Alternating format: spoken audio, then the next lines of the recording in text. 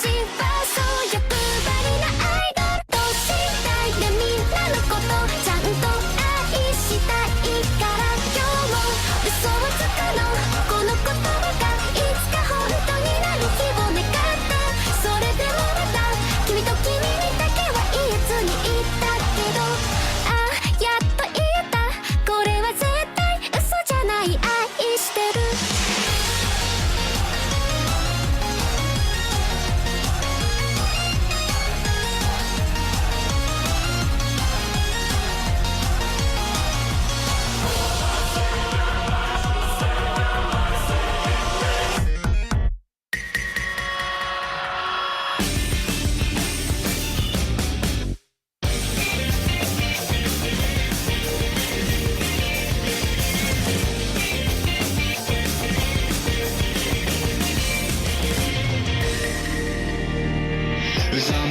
人の名に強制し精進外刃物の毛みたいだ。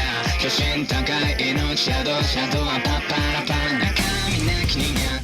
寄せる期待不平等な人生才能もない大上非日常がお診療の荷物個性たどきよう僕に居場所などないから、夢のはずまで泣いてないで。どんな顔すればいいか分かってるだけどまだ答えてくれよ。闇を払って闇を払って夜の帳が降りたら合図だ。愛化して回る感情線誰事などは吐き捨て方。まだ止めないでまだ止めないで。誰よりも里がある街に生まれ人の正体を今はただ呪い呪われた僕の未来を想像して走って転んで消えない痛みでいけば世界が待ってるこの一瞬を。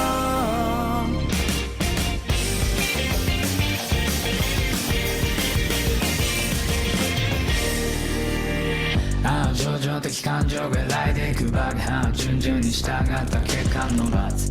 視線確かない愛に無情気声も出せないまま悪屈な誓いのなき百夜行呪術つなぎなくの果てまでも極楽往生現実決定ないで命を投げ出さないで。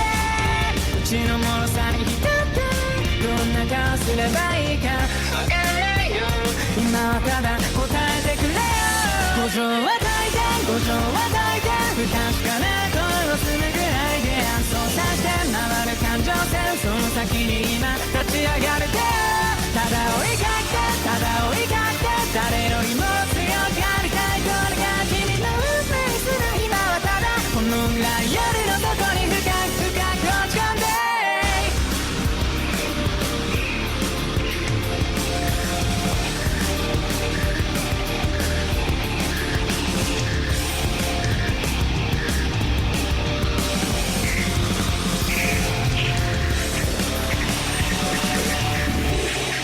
学校に見えたかいこれが今の僕なんだ。何者にもなれないだけの屍た笑いを目の前の全てから逃げることさえやめたイメージを繰り返し想像の先を行けた。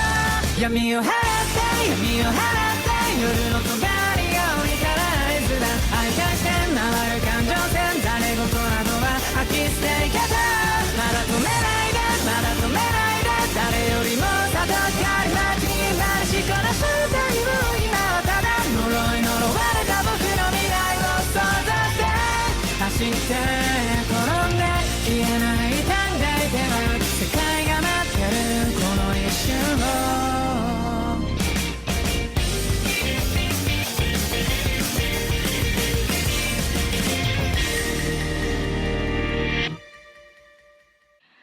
ああ素晴らしき世界に今日も乾杯。街に飛び交う笑い声も見て見ぬふりしてるだけの作りもんさ。気が触れそうだクラクラするほどのいい匂いがツンとさした鼻の奥目を覚ます本能のまま今日は誰の番だ。この世界で何ができるのか僕には何ができるのか。ただその真っ黒な目から涙こぼれ落ちないように願う未来に何度でもずっと食らいつくこの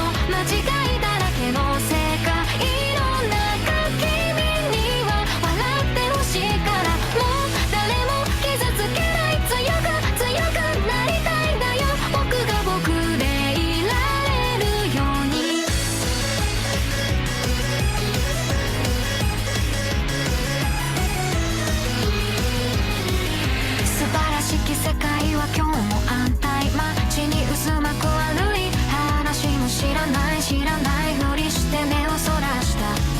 正気の沙汰じゃないな、真面目に着飾った格子鳴らす足音が弾む。行き先は消えない消えない味が染みついている裏側の世界。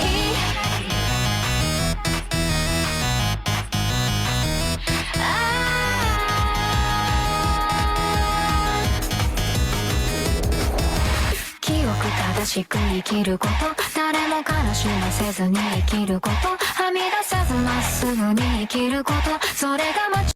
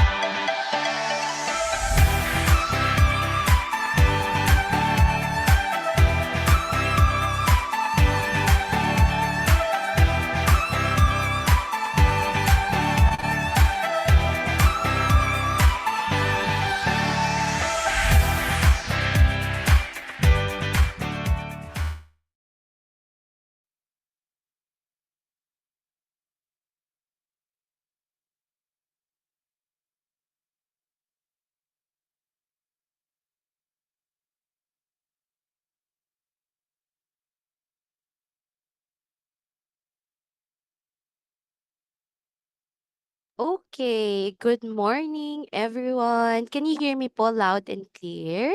Can you give me a virtual thumbs up po if my voice po is loud and clear? Clear naman po ba ang aking voice? Good morning. Ayan. Yes, sabi ni Sir Froilan Vic. Okay, so I think clear naman po no ang ating voice. So once again, good morning everyone.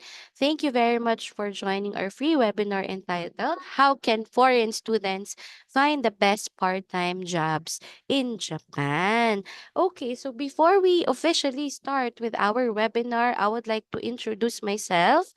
My name is Veronica. I'm the Senior Marketing Specialist here at Jellyfish Education Philippines, and I will be your host for today. Okay, so kamusta naman po yung mga attendees po natin today since kakatapos lang po no ng bagyong Christine. May I know po if how are you? May mga binaha po ba dito? Nawala ng kuryente? You can use our chat section po no. So our discussion po will be interactive. May mga binaha po ba? Or merong mga relatives, no? Most especially sa Bicol po. Meron po ba? You can use po, no, our chat section para later po na maging interactive po tayo, okay? So, pwedeng-pwede po natin yang gamitin. Safe po ako, sabi ni Sir Raul. Thankfully, okay naman po, sabi ni Miss Joy Christine. Si Miss Angeli, okay naman po. Thank you for asking. Uh,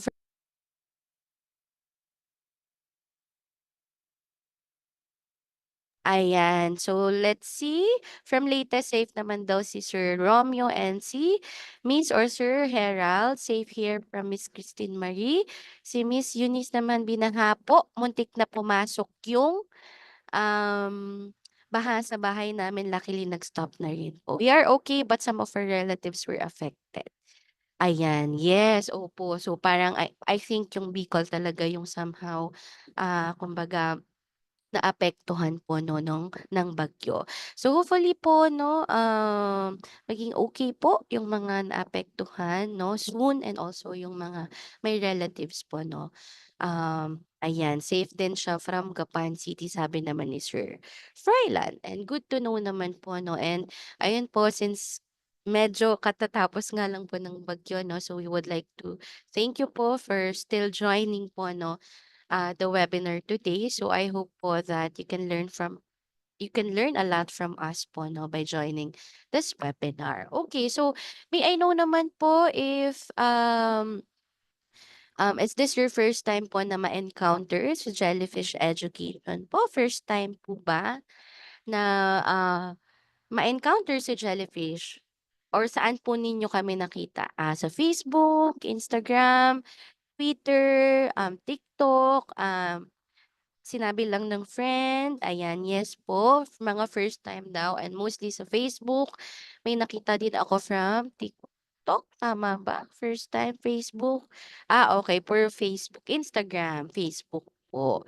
Okay, so parang mostly website naman si Sir Raul. Medyo matagal na po knows, then my friend po ako nag-avail ng program, sabi ni Miss Joy Christine. Okay. So I think ito ay, word of mouth 'no, malay po natin ma'am 'no, after this webinar po, you will be one of our students as well, kagaya po ng friend niyo na nag-avail ng program. From Instagram naman si Miss Gian and si Miss Sam naman from Instagram. So ayun po 'no, just to give you a brief background lang po about our company, Jellyfish Education. We started year 2012 po 'no, and then for the services being offered, we have the Study in Japan program and online Nihongo class program po 'no. So, nasa industry na po kami for more than 10 years and we are helping, Filipino students to expand their horizon through our programs po. So kaya rin po na-ask ko because we are very active po 'no, sa aming social media pages. Baka meron po ditong hindi pa naka-follow po 'no, sa aming page.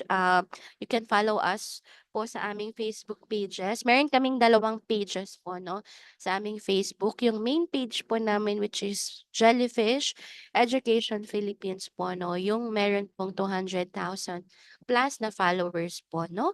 And then we have our Nihongo class program page po, which is Study Nihongo with Jellyfish Education. So, malalaman nyo naman po na yun yung page namin since meron po siyang blue check po, no? So, if hindi pa po tayo naka-follow and if you want to know more about our programs and then interested po kayo sa mga Japan content, no? Educational content, Nihongo content po, no? Feel free po to follow our Facebook pages. We also have our X account or Twitter, Jellyfish Fails, Instagram Jellyfish Fails. Active din po tayo sa Instagram. And then sa TikTok naman, meron na po tayong mga posted po na videos dyan about all about Japan po, no?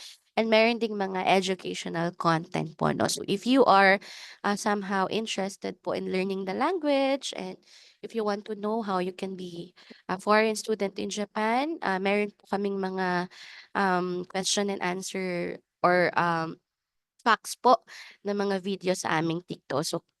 So feel free po to visit our TikTok account at Jellyfish 2012. So you can follow us po, no?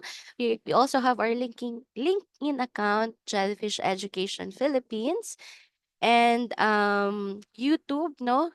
We are also active po sa aming YouTube. Nagpo-post po kami diyan ng mga testimonials, no? And Japan contents as well po. So you can just search Jellyfish Education Philippines. And also, we have our websites po, no, for our programs. www.jellyfisheducation.com.ph and www.studynihongo.com.ph. So later po, no, hopefully, i-follow po ninyo kami sa aming social media pages. After this webinar, you can take a screenshot po, no, sa aming mga links, username po, no. So you can follow us after the webinar. Okay, so next po, kumbaga nasa getting to know po tayo, no? So may I know po yung location naman ng mga attendees natin today. Are you from Luzon, Visayas, or Mindanao? So kung from Luzon, saan po tayo sa Luzon? And then if Mindanao, saan po sa Mindanao, Visayas? So we can see po, no, kung sino-sino or mga taga saan po, no, yung ating attendees today. May from taga Caloocan. Sabi ni Miss Eunice, kay Ate Mika po on Facebook, then visited the booth po nung Pinoy Otaku Festival. Actually, Ate Mika po is a student na, no? She is currently po sa Japan, studying in Japan. So, nice to meet you po, Miss Eunice. From Caloocan, si Miss Angeli. From Taytay, Visayas, Baguio City, Bacolod, Mindanao. From Iligan, Lanao del Norte daw. From Leyte, meron ding taga-Tan sa Cavite, may taga Rosario, Batangas, Zambales, Cebu, from Makati, Pateros, Bacolod, from Bacolod City but born in Mandaluyong, Metro Manila daw si Miss Leslie. Good morning po from Luzon, Lukban, Quezon Province po. Merong taga Angono, Rizal, Pampanga, Marikina, Batangas, Metro Manila, La Union, Isabela. Okay, so hopefully you're okay po, no, Miss Venus. I think medyo malakas. And si Miss Lornaline, I think medyo malakas din po yung ulan po, no, sa location po. From Mindanao naman. Okay, so I think kung talagang from Luzon, Visayas, and Mindanao, no, yung mga attendees natin. Okay, so may I know naman po yung age range po ng ating attendees today. Meron ba ditong below 18? Merong 18 to 25 years old, 26 and above, 30 plus, ayan, okay. So 27, 28, 24, 18, okay, 19. I think wala naman tayong below 18 today, no? Ayan, 27, may 30. Ayan. Okay, so sa ibang attendees po, no, feel free po to use our chat section. We have 43, 20 plus po. Sabi ni Miss Eunice, mag-birthday na po this November. Okay, so advance happy birthday po, Miss Eunice. Okay, thank you po for your responses. May I know naman po, ano yung educational attainment ng attendees natin today? Meron po ba ditong currently studying pa? Senior high school student, senior high school graduate, college graduate, currently studying. Meron ba ditong nagma-masters, naka-graduate na? Yan. Okay, let's see the responses of our attendees. College graduate, PSIT college grad, first year college, working na daw si Raul, bachelor's degree, graduating college next year, 2 years daw na college grad, senior high school graduate, college graduate, AB English then PE major for 2 years. Okay, so mukhang masipag mag-aral si Miss Leslie, no? Overall, 6 years ang kanyang college. BS Computer Engineering naman. Okay, so thank you very much po, no, again for your responses. May I know naman po, no, ano po yung parang goal po ninyo? Why did you register po sa webinar? Are you interested po ba in studying in Japan in the future? You want to study and work in Japan? Or you just want to know the details po? Studying, si Miss Bianca. Work daw si Sir Raul to work in Japan and is interested in studying and working. I want to know more, sabi ni Sir Romeo Alvarado. Study, work while studying, sabi ni Miss or Mr. Emare. Curious po and also work.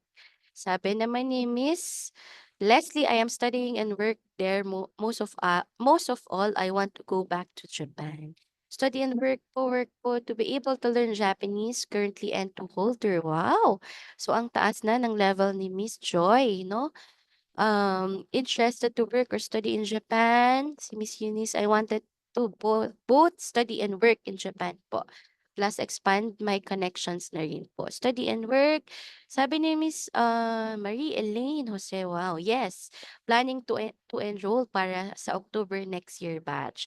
Ano na po ba kayo, ma'am? Like current student na po ba namin kayo? Miss Marie Elaine or somehow interested pa lang po to join the program po? Since or planning pa lang talaga. I just finished studying my N5 and continuing to N4 work, sabi naman ni Miss Angeli. Okay, so medyo halo-halo, no?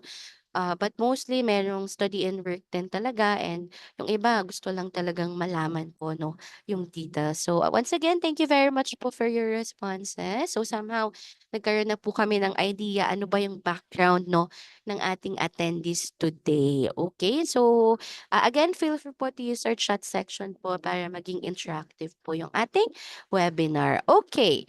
So, let's proceed na po sa ating reminders during discussion. So, number one, all attendees must mute their microphones during the entire discussion. Actually, you cannot unmute po, no, if mapapansin po natin. Para po, kumbaga, hindi po tayo makadisturb, no, sa ibang mga attendees po, no. So, ngayon po, you can use our chat section naman if ever po na meron kayong questions or concerns. So, open naman po yung ating chat section. Okay? So, today, ang maririnig lang po natin ay ang ating speaker and ang host, no? And then, second, irrelevant questions or messages in the chat section are not allowed po, no? So, as much as possible po, dapat yung questions natin, messages po natin ay somehow related naman po noon, no? Doon po sa topic po na dinidiscuss po. And then if ever na medyo somehow disturbing na talaga yung mga messages natin or questions natin and medyo malayo na po, no, sa ating topic po. Possible po, no, na ma-kick out po sa ating meeting. Okay? Third, in case the speaker has quick questions, attendees can answer them through the chat section. So, kagaya lang po ng ginagawa natin today. If meron po tayong questions, speaker, you can answer po through the chat section po, no? And then lastly, answer our survey form to get your post-webinar files. So baka may mag-ask po, pwede ba naming makuha yung Zoom recorded session? And also, meron po bang e-certificate at the end of the class? Yes po. Meron po tayo. Lahat po ng videos, presentations po na we are sharing today po will be sent to you. So just kindly answer lang po again the post-webinar, the survey form rather, that will be sent po no, at the end of the webinar. So I hope po no you can join us until the end. Okay, so next. Okay, for a while po, no, let's see for the webinar topics po, no. So to somehow give you an idea naman po, ano ba yung mga madidiscuss natin today. no? Miss Nika, ano ba yung ating topic for today? Okay. So, of course, first po is yung ating main topic. How can foreign students find the best part-time job in Japan po, no? And then next po ay yung ating study in Japan program po, no? So if you're interested po na maging foreign student sa Japan po, then we will discuss po the overall process po. And then lastly po, our study ni Hongo online po, no? So if interested naman kayo in learning the language po, we will be discussing din po yung aming program. And then meron din po tayong question and answer at the end of the topic po, no? So if ever meron po kayong questions or concerns po, feel free po to ask later, okay?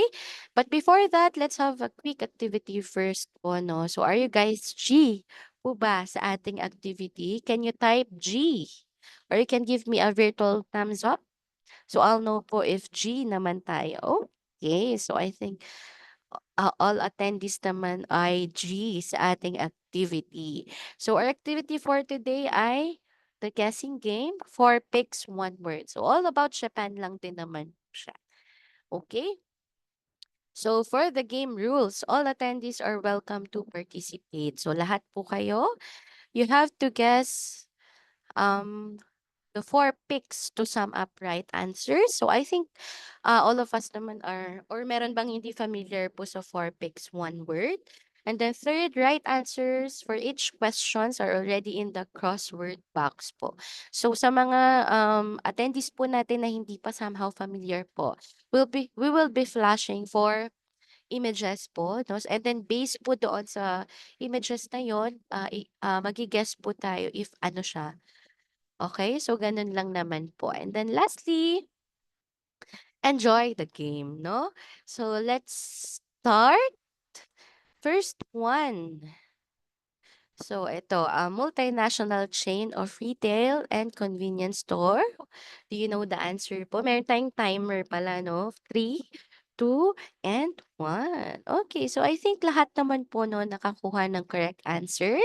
So the correct answer po ay 7-Eleven. Okay, next.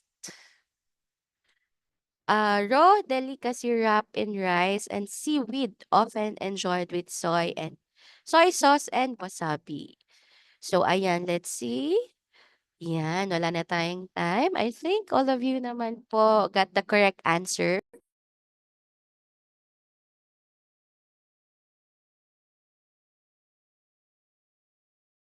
Ayan po. So, let's see. The correct answer po ay sushi. Okay, next.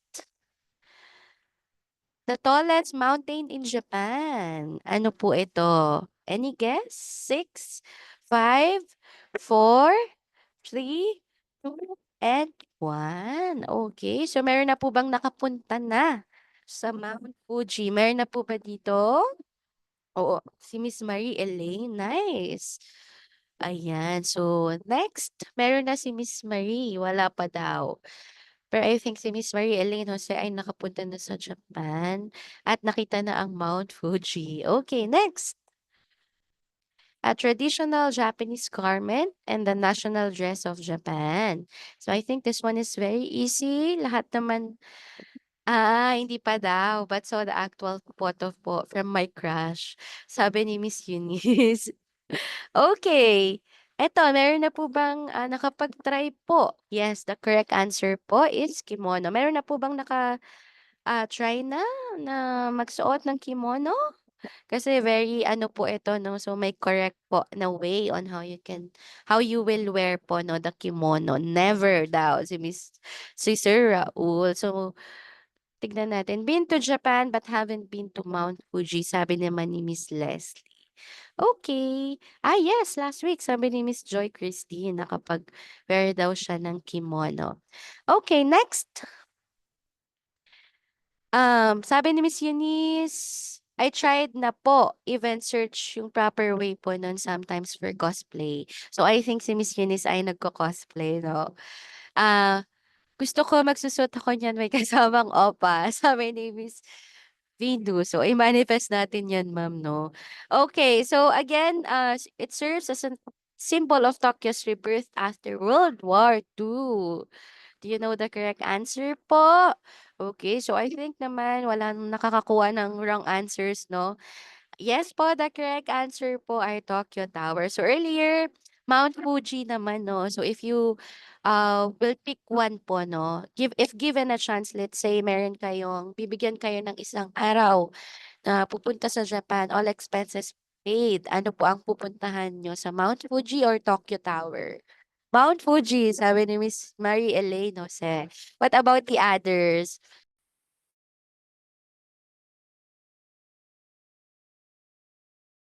Okay, Mount Fuji. Ayan, medyo halo, no? Sa Mount Fuji pag spring. Fuji daw. Okay, Tokyo Tower naman. So, pero gusto ko po both na sabi ni Miss Yenny. Yes, I think lahat naman po tayo ay gustong makapunta dyan, no? Either sa Mount Fuji or Tokyo Tower. Thank you po for your responses. Next po, lightly buttered and crispy, this Japanese dish features seafood or vegetables fried to perfection. So I think this one is very popular here po sa Philippines, no? And meron pa bang hindi nakatry nito sa attendees natin, no? Yes, the correct answer po ay tempura. So, very ano din siya, no? Marami rin tayong nakikita dito sa Philippines na tempura, no? Hindi lang sa Japan. Next, a hand-drawn and computer-generated animation originating from Japan. Ako po, di pa nakakakain ng tempura, sabi ni Miss Stephanie. So, try natin, ma'am, no? Sa Tokyo-Tokyo, meron po yan. Anime! Yes! That's correct. The correct answer ay anime. So, ayun po, if you would suggest naman one anime na panood nyo na, ano po yung mashi-share po natin sa attendees natin? Kumbaga, baka meron ditong somehow naghahanap ng bagong papanoorin na anime or baka dito may gustong mag-try naman na manood ng anime. Ayan, ano, Hana, Detective Conan, One Piece, Jujutsu Kaisen, Windbreaker, Dandanan, All Studio Ghibli daw, Jujutsu Kaisen.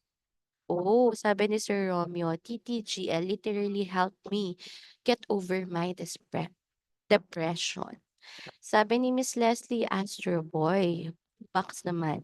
Okay, so ayan no, merong mga recommendation from our attendees no, if you are looking for anime recommendation or you want to try po no na manood ng anime no. Ayan po yung mga list natin sa chat section. Pwedeng-pwede po natin yung panoorin. Okay, next. Japanese powdered tea, vibrant green and rich in flavor, often used in traditional ceremonies. Okay, so I think hindi lahat ng Pinoy, no, ay fan po nito. Ayan, yes. The correct answer po ay matcha. Meron ba dito yung ayaw din ng matcha? Or sino yung gusto naman ng matcha? So let's see kung sa ating attendees meron ba yung gusto ng matcha, yung iba ba ayaw? I love matcha, sabi ni Miss Angeli. Sabi ni Miss Joy, me ayaw, haha, pero masarap yung sa Japan. Siguro yung matcha kapag galing sa Japan, no? Matcha lover here, sabi naman ni Miss Gian. Matcha, kakainom ko lang po kahapon. Sabi ni Sir or Miss Gaudi, ayaw. Sabi ni Sir Raul. I like matcha po lalo na pag hot serve po, sabi ni Miss Eunice. Sabi ni Miss Yenny noon, ayaw ko po pero now gusto ko na with coffee. Okay. So medyo halo din, no? Sabi ni Sir Florence, hindi pa nasusubukan pero gusto kong matikman. Sabi naman ni Miss Stephanie, matcha lover, ang daming benefits. So medyo halo din po, no? Merong mga ayaw, merong gusto ng matcha. So, me personally po, I also love matcha po, no? Ayan. Sabi ni Sir Froilan, no. Okay, next po. Used as the eating utensils of choice across Asia as well as the wider world. Do you know the answer po? So, I think this one is very easy too. Ayan. Okay, yes po. That's correct po. chopsticks po yung correct answer natin. Okay, next. Symbol of fleeting beauty, this delicate pink blossom adorns Japanese landscape in Japanese. Ayan, so I think lahat tayo gustong makita to sa personal. Tama po ba? Meron ba dito? Sakura, cherry blossom. Yes. The correct answer po ay cherry blossom. So, meron ba dito na gustong makita in person, no? Yung cherry blossom sa Japan. Sabi ni Miss Glaze me or Sir Glaze, yes po. Talagang maraming si Sir Florence, yes po, no? Talagang yan, super, sabi ni Miss Bianca. Sabi ni Miss Yenny sa Taiwan meron po din yan. Okay, so hopefully po 'no, i-manifest po natin yan na in the future po 'no, makapunta tayo sa Japan and makita natin 'no, sa personal yung cherry blossom. Okay, so I think that's it. So thank you very much for participating. So I hope po that somehow you enjoyed the game po and somehow nagkaroon po tayo ng energy pa, no? To join po until the end of the webinar. Okay, so I think we can proceed now with our first topic po, no? So, are you guys excited na po ba to learn more about the best part-time jobs in Japan and about our study in Japan program? Can you type yes? Yes po, sabi ni Sir Daniel. Yes. Okay, yes po. So, I think you guys are ready to learn na. So without further ado, I would like to introduce to you our speaker for today. She is Maria Bernadette Laguador, our sales director po here at Jellyfish Education Philippines. Good morning, ma'am. Oh, hello. Good morning, everyone. Hello, Nika. Thank you so much for the introduction. And again, hello. Good morning, everyone. Can you guys see and hear me? Can you please type yes, okay, or thumbs up? Okay. So anyway, good morning to our 52 participants. All right. So thank you so much for spending your Saturday with us. I know it's still early. And like what Mika said earlier, I hope all of you guys are safe and okay. Kung nasa ang area man kayo, kasi nagkaroon ng malakas na ulan, no? Nitong mga nakaraang araw. So I hope all of you guys are safe and okay. So for today naman, you just need to listen until the end. We're gonna discuss a lot of things about studying Japan, about Nihongo class. But this time, I'll be discussing some details about the part-time jobs that you can have while studying the language, of course, in Japan. So as you can see, my background is Mount Fuji. I think some of you guys said earlier that you want to visit Mount Fuji. Is that correct? You want to visit Mount Fuji soon? But aside from Mount Fuji, what else? What other places or locations you would like to visit in Japan? Anong lugar pa? Tokyo Disneyland.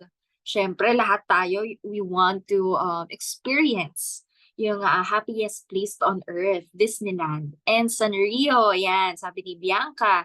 And also Osaka, ayan, Saitama, Hokkaido. So maraming places in Japan that you can visit. Shibuya Crossing, the famous Shibuya Crossing. Kyoto, Okinawa, Tokyo, syempre, no? So, sino naman dito yung nakapunta na sa Japan? Have you guys visited Japan for a vacation? Have you been there? Kanagawa? Sabi ni Leslie, yes. Yes, for a vacation. Sabi ni Elaine. Sabi naman ng iba, never.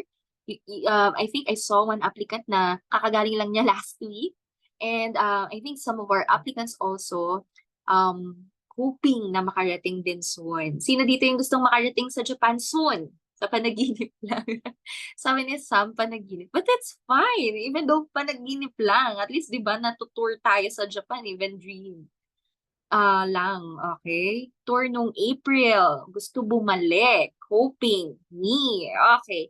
So, I believe all our participants today are really, dreaming of visiting Japan one day. Well, luckily, some of our applicants already visited and they, want to go back. But for some, they still want to go, no, soon. So hopefully, all of our participants can go to Japan. Malay ninyo, you can be one of our SIJ students, no? So makapag-aral kayo doon, that eventually you can work, no? Ma-assist kayo ni Jellyfish Philippines. Okay. So maybe some of you, first time nyo ma-encounter si Jellyfish Philippines. Tama ba? Or alam niyo naman na talaga si Jellyfish? Kasi I think Anika asked earlier, no, kung saan niyo nalaman ang aming company or agency, Jellyfish Education Philippines. First time. Okay. So through Facebook, I think most of you guys saw us on Facebook. Okay. So if you guys know more interested applicants, like if you have friends or relatives who would like to learn or study Japanese language, feel free to refer our company. No, you can inquire to our Facebook page or other social media accounts. Sabi ni Eunice through Ate Mika. Okay, so yun nga, si Ate Mix, she's one of our program consultants before, but she availed the program, and now she's a student na rin sa Kyoto, no? So she is like fulfilling her dream na rin na mag-aral and of course, makapag-work sa Japan, no? So hopefully you too, Eunice, no? You can go to Japan, you can also study, and malay mo, ma-meet mo rin din si Ate Mix, no? Pareho kayo maging students, alright? So I hope ready na tayo. Did you guys eat breakfast? Are you ready for today? Did you guys eat breakfast na? Hanggang lunch? Okay, so all you need to do is to listen until the very end. We're gonna discuss the Nihongo class as well. So if, sabi ni Yenny, hindi pa siya kumakain, no? But you can eat while you are listening. It's fine. You can ask questions. Well, later we'll have a Q&A portion, so you can reserve your questions later, no? Okay. Tatry nating sagutin yan isa-isa. So you can jot down all your questions or concerns, then you can message or ask later after nung SIJ presentation then. Okay? So I guess you guys are ready. Alright, sinong gusto nang malaman ng about sa Japan, study in Japan? Sinong gusto dito mag-aral sa Japan? Makapag-work soon sa Japan? Sino makapunta sa Japan? I think all of you, 50 plus participants, ngayon pa lang i-manifest na natin, no? I-manifest na natin because manifesting is real. Yes. I-claim na natin that you can go to Japan, no? You'll go to Japan one day. All right?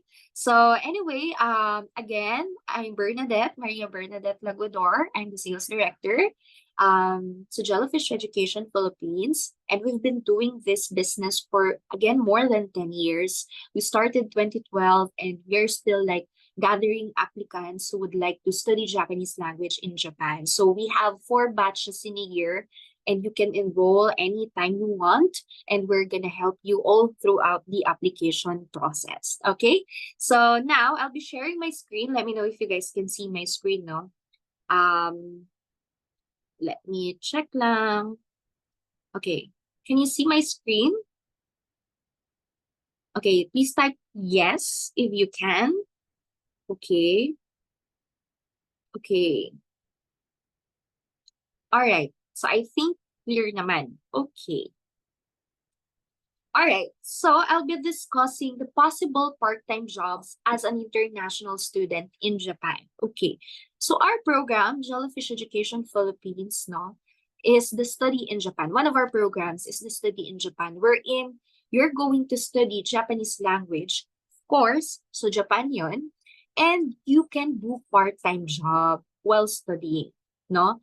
So you are allowed to work part-time as a student, and you are allowed to work for 28 hours a week, one part-time job only. So ano ba yung mga possible part-time jobs natin, and how can we like work part-time once nasa Japan na tayo? Okay?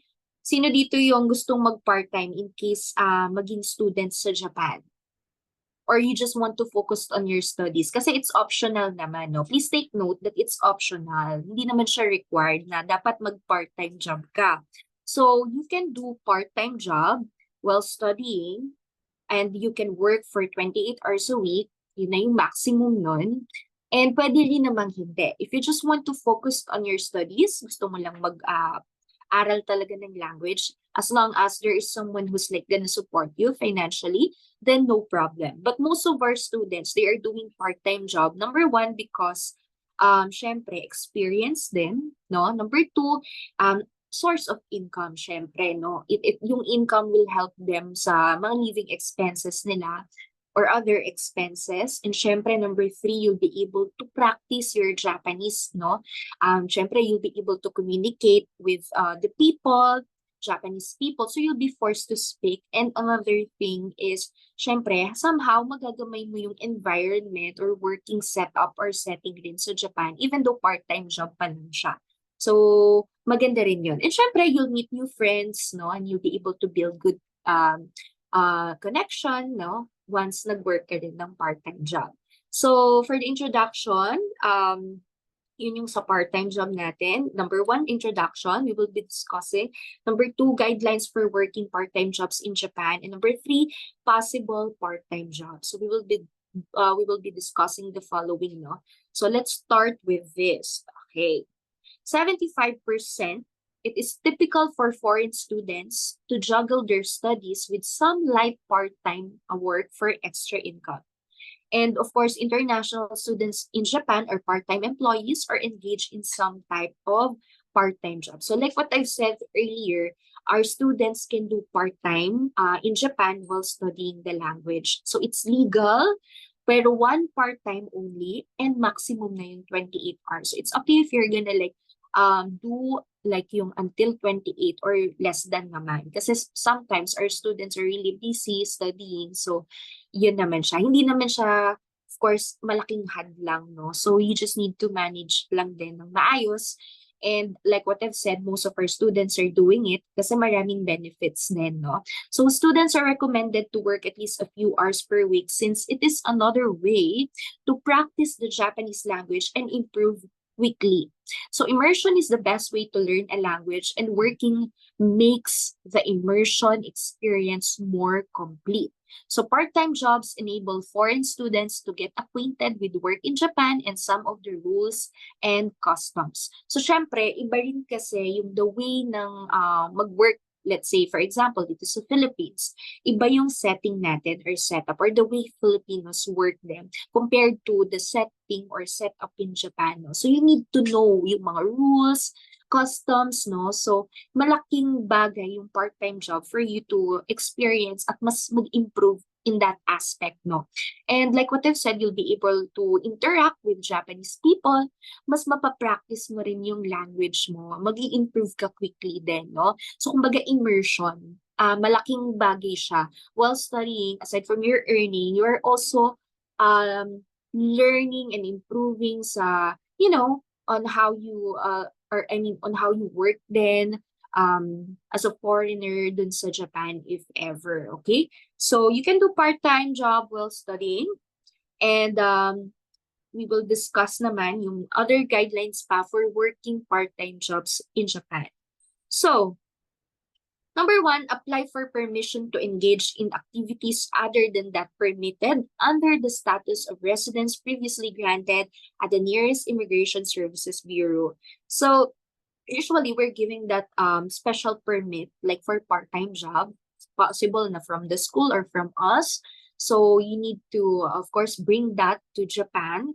And once you arrive na sa airport sa Japan, you have to present that together with the other requirements like the passport, COA, Certificate of Admission or Acceptance. And of course, yung COE na attached rin sa passport mo, you need to present that sa immigration officer. So, of course, kailangan matatakan rin yung iyong permit para you can work part-time and you can get a residence card that will be also used for your part-time job. So very important yan. And usually naman, we are conducting pre-departure orientation seminar to our students. So before they go to Japan, we are like discussing the important details that they should know before they fly to Japan. And syempre, we are giving and discussing rin yung important guidelines regarding sa part-time and other details pa that our students need to know before they go, no?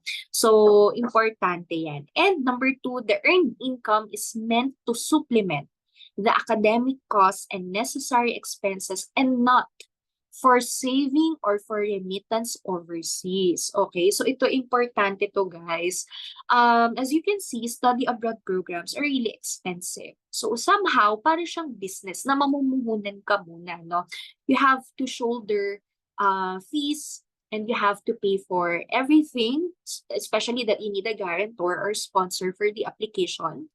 And your sponsor must be someone financially capable, no? Kasi there are fees and requirements involved para sa application. And talagang, kumbaga, investment muna ito na mag-aaral ka ng language para makapag-work ka sa Japan.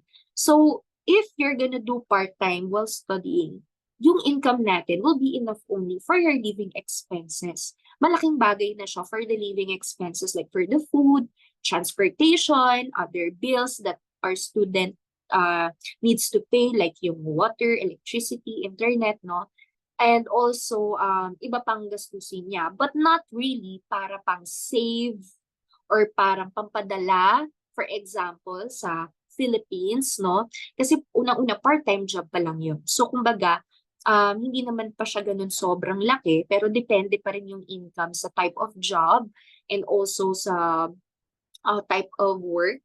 Type of job and type of and company and sa number of hours rendered, no? So, syempre, depende pa rin yun. But again, it doesn't mean na you can do part-time na, okay, I'll earn a lot and I can send money to my relatives or family in Japan. No. So, kumbaga, yung income mo is somehow pang tulong lang sa pag-aaral mo rin while you are in Japan, no? So, gaya rin ng na-mention ko kanina na even the part-time job is optional. Pwede ka mag-work or pwede hindi. Okay?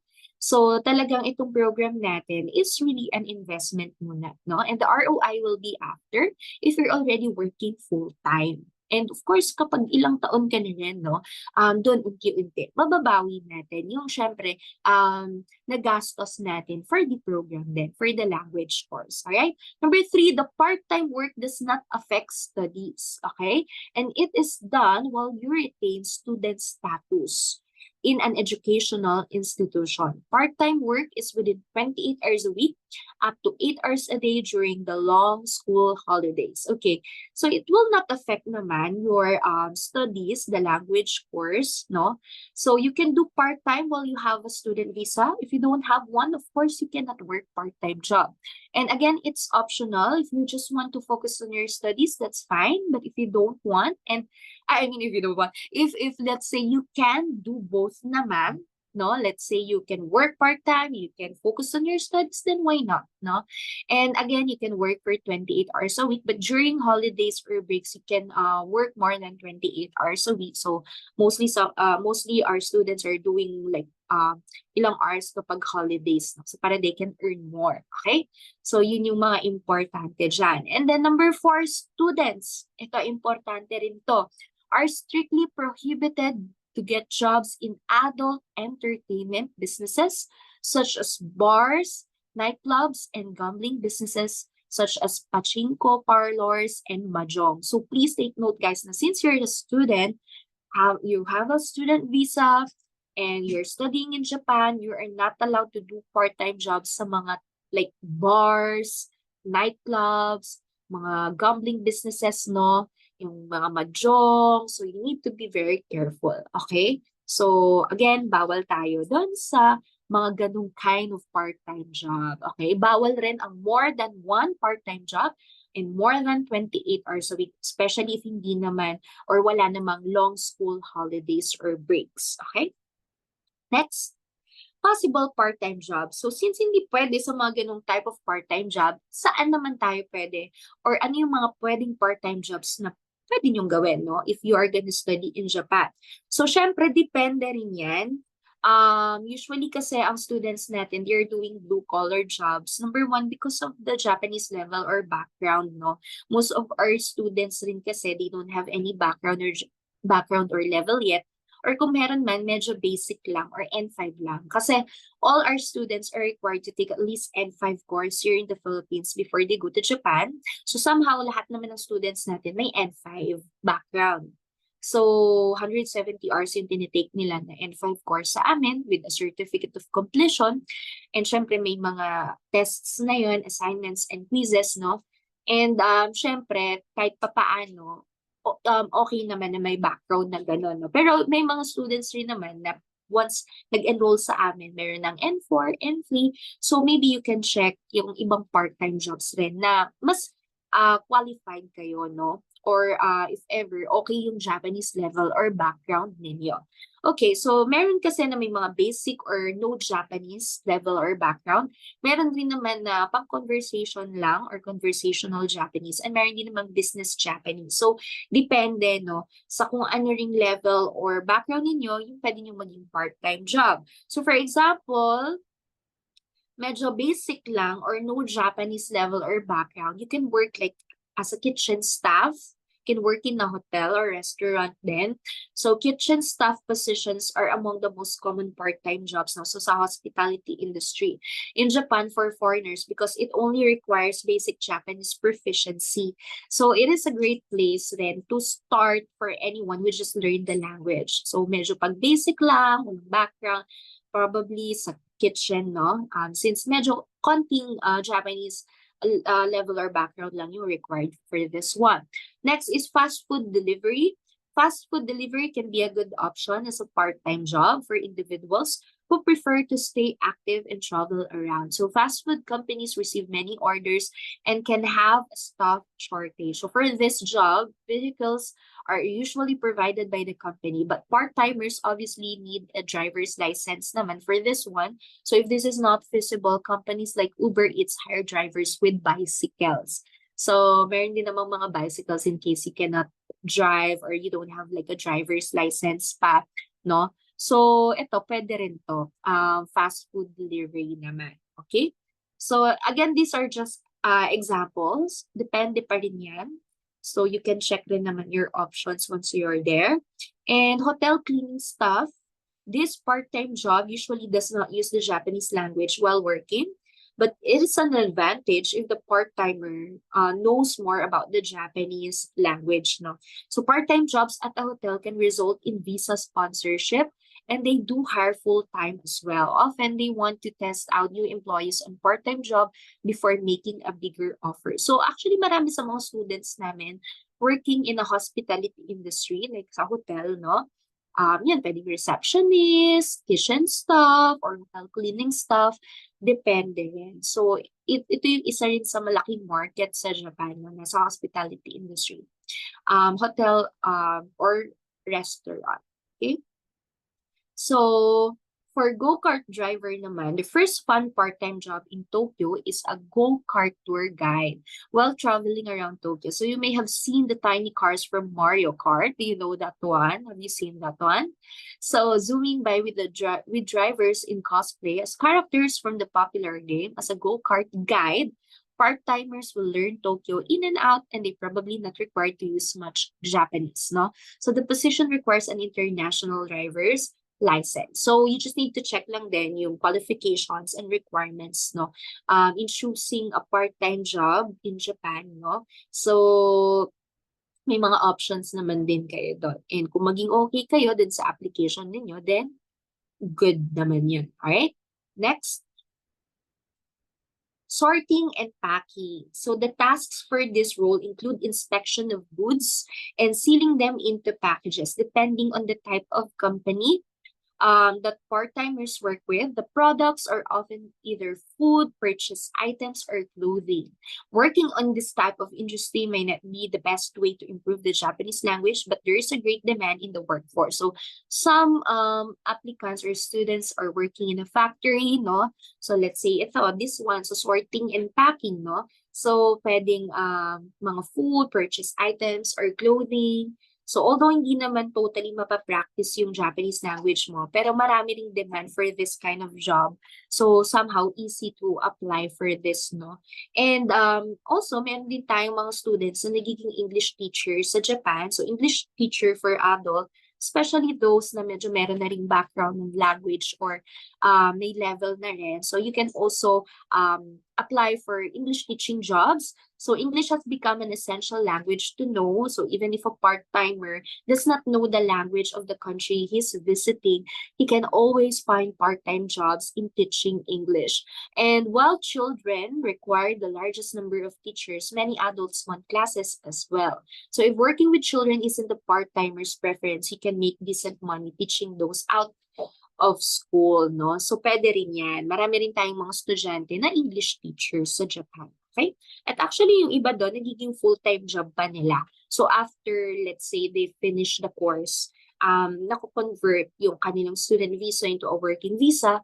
So from their part-time, minsan na-absorb sila or nagkakaroon ng sponsorship for work. So nagiging English teacher din sila after. So actually, ito namang mga trabaho na tong part-time job, sometimes nagiging full-time job rin ng ating mga students after the program, no? Kapag, syempre, nakapag-apply na rin sila ng working visa.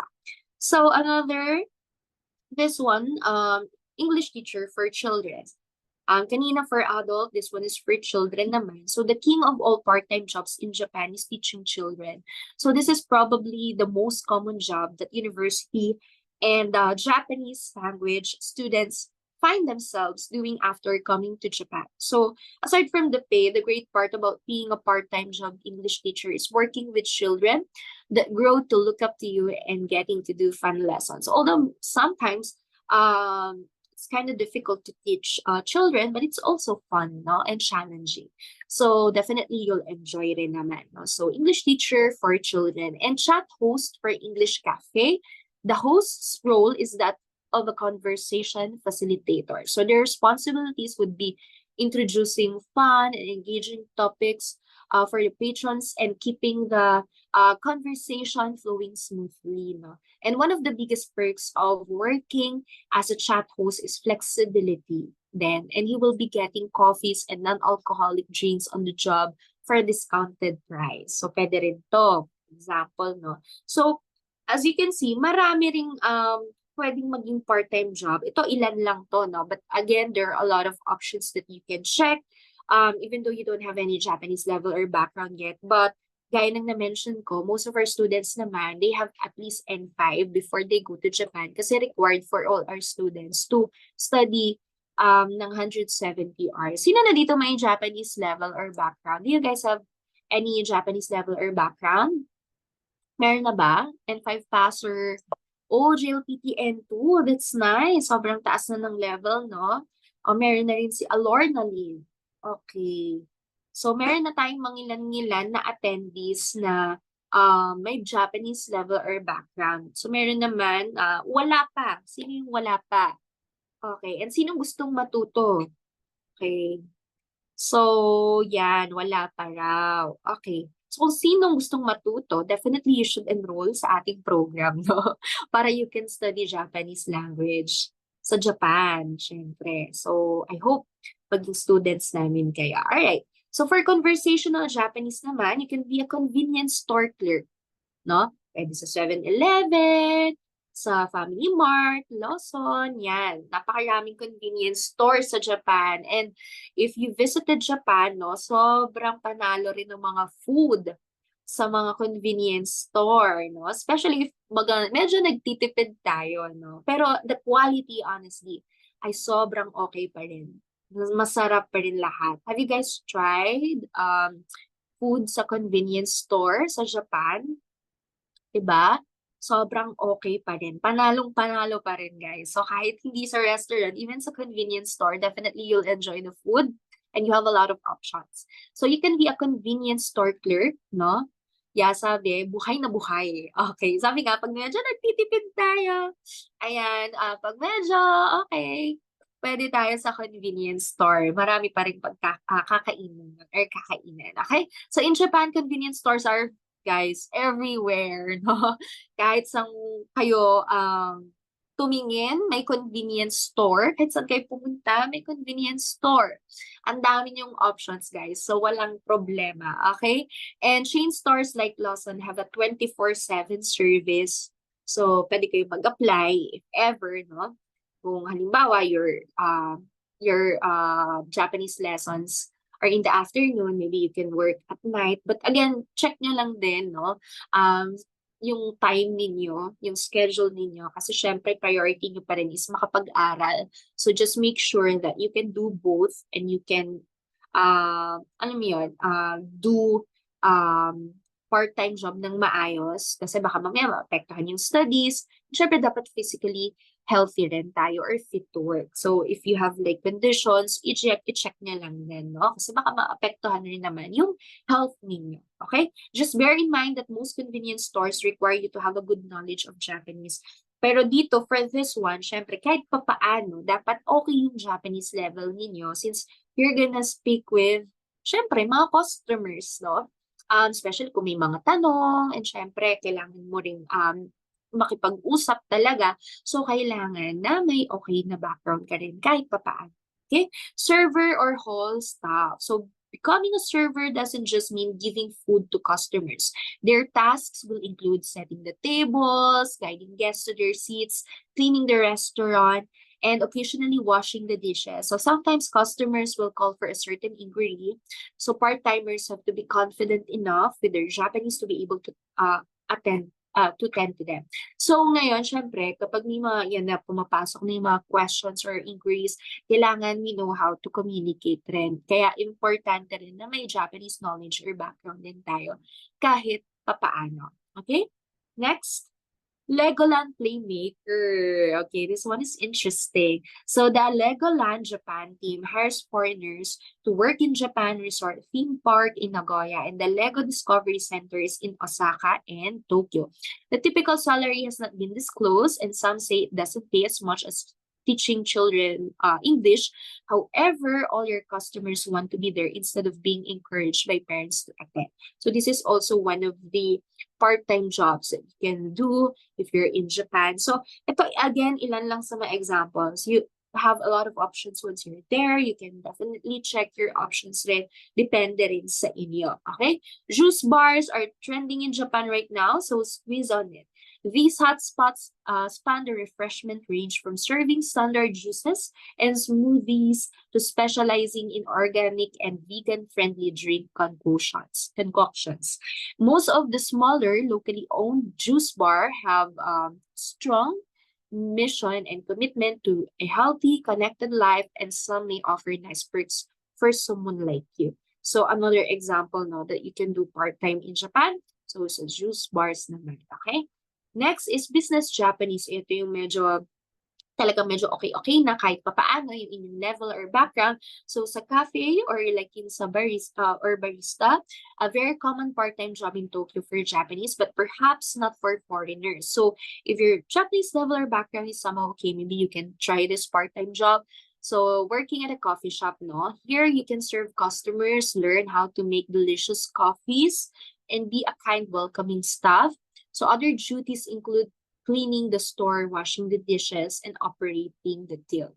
So more on nasa customer service rin yung ilan sa mga part-time jobs na example. And nasa hospitality industry, no? Kumbaga nagsuserve, no?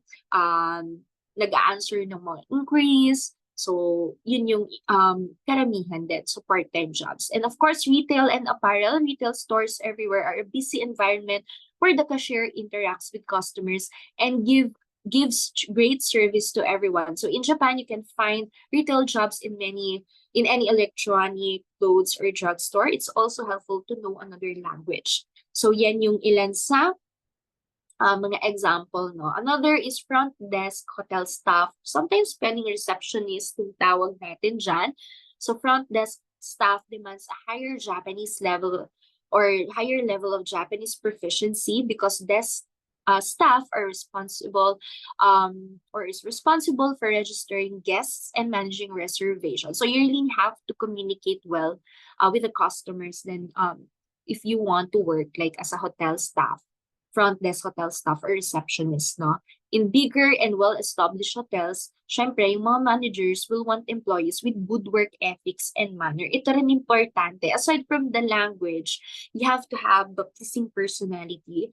You have to know yung good work ethics and manner, especially in dealing with customers, no? Kasi syempre, Japanese are very known for the customer service, providing good customer service, no? Quality service. So if let's say you're a foreigner working in Japan and you are in a customer service industry or hospitality industry, then you need to know yung good work ethics and manner as well. Not just the language, but yung good work ethics and manner din. Okay? Interpreter and translator, syempre kailangan mataas na talaga or okay yung Japanese level mo dito because you're gonna interpret and translate na. So an interpreter translates spoken conversation and a translator converts a given text into other languages. So this is a great side gig for bilinguals out there as the job has competitive pay and flexible working conditions. Actually, it's nice for us Filipinos because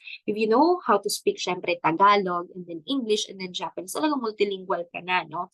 And talagang, even though bumalik ka ng Philippines, malaki na rin yung possible na kikitain mo sa susunod mong trabaho if you know how to speak 3 languages na. So, talagang kahit nasa Japan ka or kahit nandito ka sa Philippines, honestly, you can be an interpreter or translator. Okay? So, marami rin naman kasi yung Japanese companies here in the Philippines where you can work. So, even though, let's say, you finish your course in Japan and you decided na to go home and dito mag-work, you can still work here. Pwede mo pa rin magamit yung Japanese language na tapos mo. Okay? So, yeah. Next. Types of part-time jobs in which international students are employed. So, gaya ng na-mention ko, medyo mataas yung percentage sa food and beverages, no? So, dun maraming applicants or students natin na kumbaga nagpa-part-time job dito sa ganitong industry. Ang second natin, yung iba nasa sales and marketing, meron sa teaching, research assistant, meron sa translator or translation and interpretation, hotel receptionist, general clerical work, and cleaning, no? So mostly, ito yung mga industries where our students are involved sa part-time jobs. So mataas talaga yun sa hotel, restaurant, yan, sa food and beverages. Convenience store, yan. And syempre, sales and marketing, and then teaching or research assistants. So, yung RD rate naman for part-time job, syempre, go-wonder kayo, magkano po kaya yung kitain namin if ever you'll do part-time? Again, this one is for your idea only, but definitely iba-iba yan, no? I cannot say na ito talaga exactly yung pwede yung kitain for your part-time job, but it depends, no? Again, it depends on the type of company, it depends on the type of job, and hours rendered, no? Sa part-time job. So, pwedeng less than 800 yen, pwedeng 800 yen to less than 1,000 yen, 1,000 to less than 1,200, pwedeng 1,400 or more, pwedeng 1,200 yen to less than 1,400 yen. So, ang pinakamataas naglalaro sa 1,000 to 1,200 yen per hour. Meron din namang mga 800 yen to 900 to 100 to 1,000 yen per hour, no? So, kahit papaano, malaking tulong na rin. Actually, malaki-laki na rin siya, no? At malaking tulong na rin talaga for our students, especially they want to earn and yung income na yon malaking tulong sa living expenses rin nila while they are in Japan. So, yung pambayad nila ng transportation nila, no? Yung monthly bills nila like sa accommodation and also food nila, no? So, malaking bagay yan. Okay? Marami namang ways on how you can save sa Japan. Pero of course, your expenses it depends pa rin din sa personal consumption mo if you're matipid or medyo magastos, no? So you just have to control lang din, okay? Next. Oh, okay. Yun na pala yun. So, anyway, yung ating part-time job, like what I've said, no? You can do it while studying. You are allowed to work for part-time jobs. And definitely, there are a lot of options while you are studying. Normally kasi, ang school naman nag-a-assist sa part-time job, no? Especially if the student will avail their school accommodation. So somehow the school can assist. Please take note na si Jellyfish, hindi po kami affiliated with companies for employment. So definitely we cannot assist a part-time job. We cannot provide part-time jobs, and hindi kami nag-process ng for part-time job and even for the full-time job, no? So si school naman, they are also not affiliated with companies, or they are not like providing part-time jobs, but somehow they can assist part-time jobs sa ating mga estudyante, especially again if mag-a-avail ng accommodation sa kanila. So they can somehow introduce or assist our students sa mga part-time jobs, no? Or pwede nilang gawing part-time. Pwede rin naman na ang estudyante ang maghanap ng part-time job nila. So walang problema yan. May mga students kami na merong relatives or families in Japan na syempre hindi na nag-a-avail ng accommodation. So usually, sila na yung naghahanap ng sarili nilang part-time jobs, or sometimes yung family nila or relatives sa Japan nag-help din sa paghahanap ng part-time job. So again, guys, there are a lot of options that you can choose from. If you're already in Japan studying the language, you're allowed to work for 28 hours a week, one part-time job only, and not allowed to work sa mga clubs or bars, no? You just have to be careful and just need to check. And again, you need to follow the rules. If you're a student in Japan, you need to be be careful. You need to follow all the rules. Kasi syempre baka may nalalabag na tayo, no? And syempre, kapag nagkaroon ka ng nalabag na batas or policy, of course, maaapektuhan yung student visa application ninyo. So, bawal ang maraming part-time job, bawal ang mag-exceed sa 28 hours, especially if walang long holiday breaks or walang holidays or breaks, no? So again, you should be careful for that one.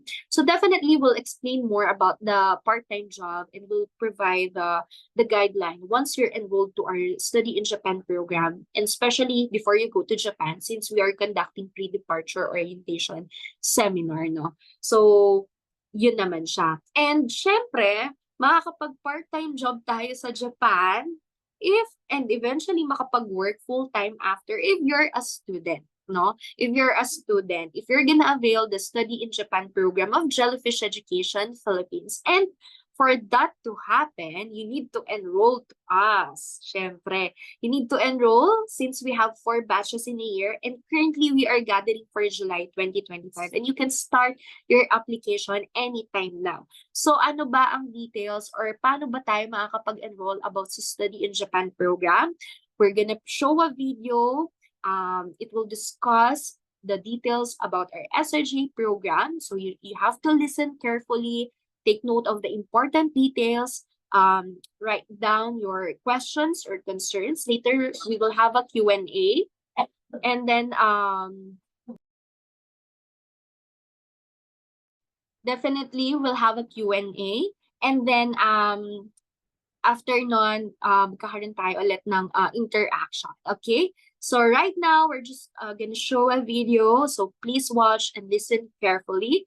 And I hope that you'll be able to get the important details that you need to know about our Study in Japan program. So please watch this video. Mika?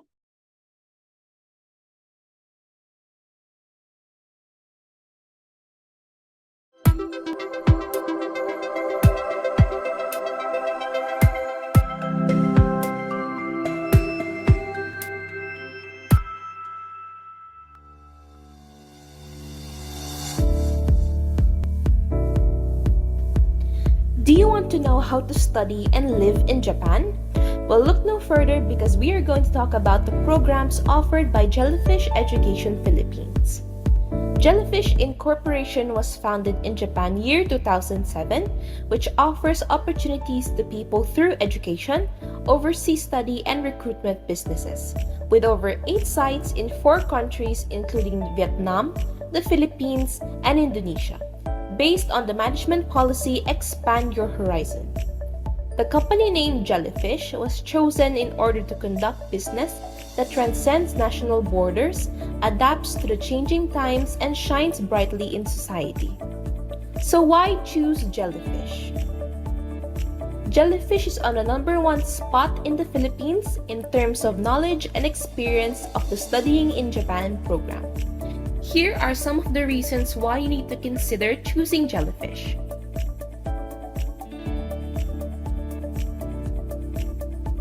For the services offered, First, we have the Study in Japan program, and second, the online Nihongo class program. Let's talk first about the Study in Japan program. With this program, you can reach N2 to the N1 level of Japanese language proficiency. You can do part-time job while studying. The student can take an allowable 28 hours of part-time job. The average salary is about 59,000 yen per month. Experience the rich culture of Japan. Study in Japan and experience a new and fascinating way of life. Build a better and stable future after graduation. Finishing your Japanese language course in Japan and reaching an N2 or N1 level will definitely open new opportunities and better career options. Career path after program completion. If you're a university graduate, you can take further studies or graduate school. You can find better employment and business opportunities. You have a chance to become a resident in Japan, or you can return home to the Philippines and work using your Japanese language skills. If you're a high school graduate, college undergraduate, and vocational, you can enroll in a vocational school or university in Japan. And on the other hand, students who have not graduated from a university could enter into undergraduate courses after studying in Japanese schools for 1 or 2 years, and then spend 4 years in an undergraduate program to get their bachelor's degree. You can pass the SSW Prometic examination and work in Japan for a maximum of 5 years. Or you can also return home to the Philippines and work using your Japanese language skills. Our partner schools. Here we have a map of Japan showing more than 50 partner schools nationwide, about 20 in Tokyo, 10 in Osaka and Kyoto, and 20 other schools in other areas, emphasizing that the company can introduce students to schools that meet their needs. For the program duration, we have 4 batches: January, April, July, and October, each having their own distinct duration and season. We now proceed to the general qualifications. First, must be a senior high school or university graduate and must be 18 to 30 years old. Please note that the applicant is subject to further assessment if he or she is a high school graduate, college undergraduate, vocational graduate, or 31 years old and above. Must be willing to study the Japanese language and culture. Lastly, must be financially capable or with someone willing to sponsor and support the application. Let's now discuss the application process. First, we have the assessment. Our program consultants will contact you after you fill out our assessment form. When you decide to continue with our Study in Japan program, we can now proceed to the contract signing, followed by the application fee payment. You will then be turned over to our documentation team for the completion of the documents. Once you choose your language school and submit the forms requested, you will be ready to set up your interview with the school. After passing the interview, we now go to the next step, which is the completion and checking of documents of both Jellyfish and the school. Your documents will be shipped to Japan for the COE application, and after 3 months, the results will be released, whether you will be approved or denied. If approved, we can start the payment of the following fees, such as the tuition fees, processing fees, accommodation fees, etc. We will then conduct the pre-departure orientation seminar, or the PIDOS, for the discussion of the necessary information before you go to Japan. You will then proceed to the application for your student visa. You will be advised by our team if you can start booking your plane ticket to Japan. Once everything is settled, you are now ready for your departure and start your new journey in Japan. The application fee matrix. As mentioned earlier, the application fee will be paid after the signing of the contract. We are currently offering 3 packages. For package A, worth 42,500 pesos. This is for applicants with no Japanese background. This package also includes a 170-hour online Nihongo class from Jellyfish. For Package B, 12,500 pesos. These are specifically for students who studied Nihongo with Jellyfish and who wanted to continue the Study in Japan program. They must have completed the 1 to 4 beginner lessons from Jellyfish to acquire this package. Package C, with 20,000 pesos. This package is for applicants with JLPT level and Nihongo background or completed 150 hours from other Japanese language schools and passed the assessment test from Jellyfish. Here we have the estimated program expense. Upon signing of the contract, for example, your chosen package is Package A with 42,500 pesos. The following fees below are after the approval of the COE. For the processing fee, we have 25,000 pesos. The initial tuition fee of 60% is 203,000 pesos. You can also pay in full depending on your chosen language school. Next, we have a 3-month accommodation of around 70,000 pesos. This is also up to the applicant if they want to rent at the school dorm or find their own accommodation. Up next is the visa processing for 2,800 pesos. And lastly, the one-way airfare ticket worth 18,000 pesos with a total of 361,300 pesos. Please take note that this is just an estimated computation and that the application fee amount is subject to change based on the assessment of the program consultant. Here we have the basic requirements for the applicant. Disclaimer: additional documents might be requested depending on the applicant's case by the documentation specialist throughout the process of the application. Next, we have the sponsored documents.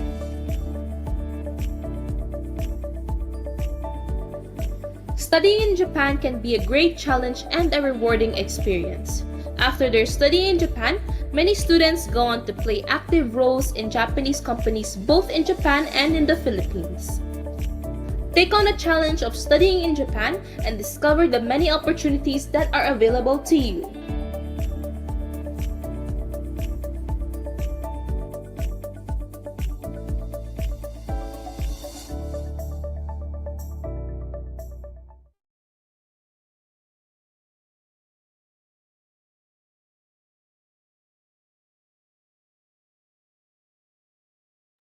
All right, okay.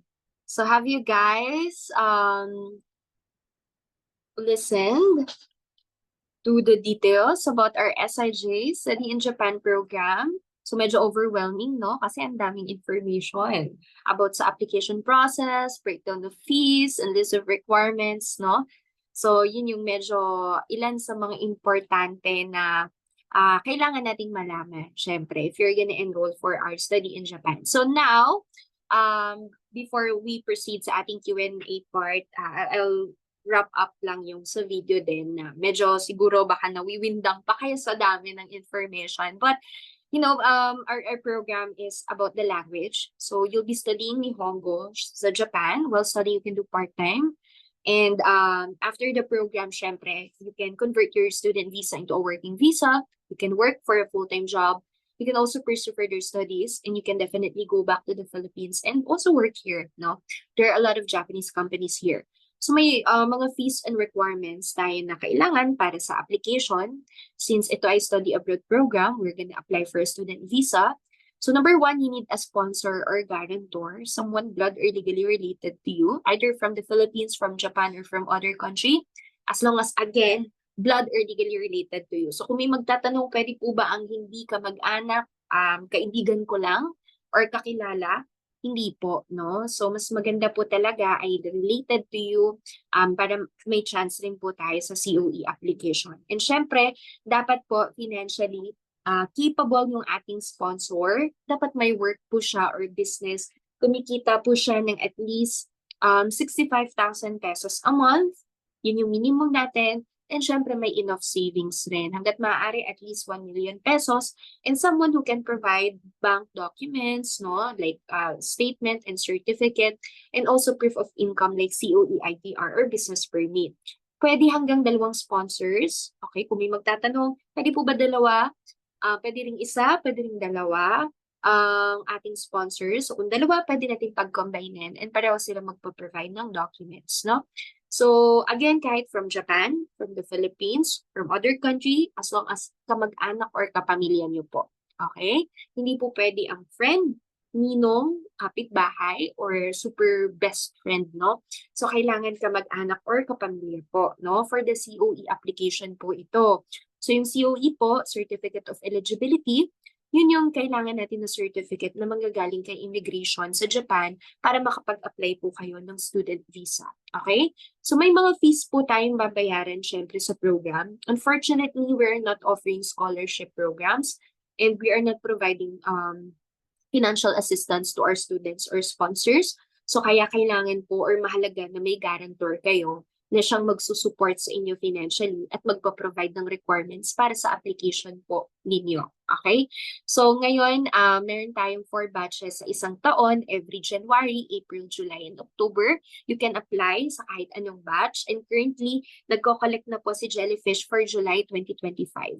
So yun yung batch na pinaprocess po natin right now. So if one of you ay interested po, you can start your application anytime now. And also, as you can see, kahit na 2024 pa lang, it's just October 2024, but we are now processing July 2025. So, ganun kabilis yung application natin, no? So, even 2024 pa lang, nasa 2025 na yung mga batches natin. And after July naman is October 2025, which is our last batch for next year. So, you can check rin naman your options, no? And syempre, this program is somehow an investment. So you really have to prepare, especially the budget, the requirements, and the sponsor, no? And our company, Jellyfish Philippines, will assist you all throughout the application process. So from step 1 up to the last step, from the assessment. So usually we have consultants assessing our applicants, discussing the details, checking their backgrounds, and giving options, no, sa kung anong program ang mas okay sa kanila. So kung may mga concerns or complicated cases and backgrounds, we're definitely gonna check them first.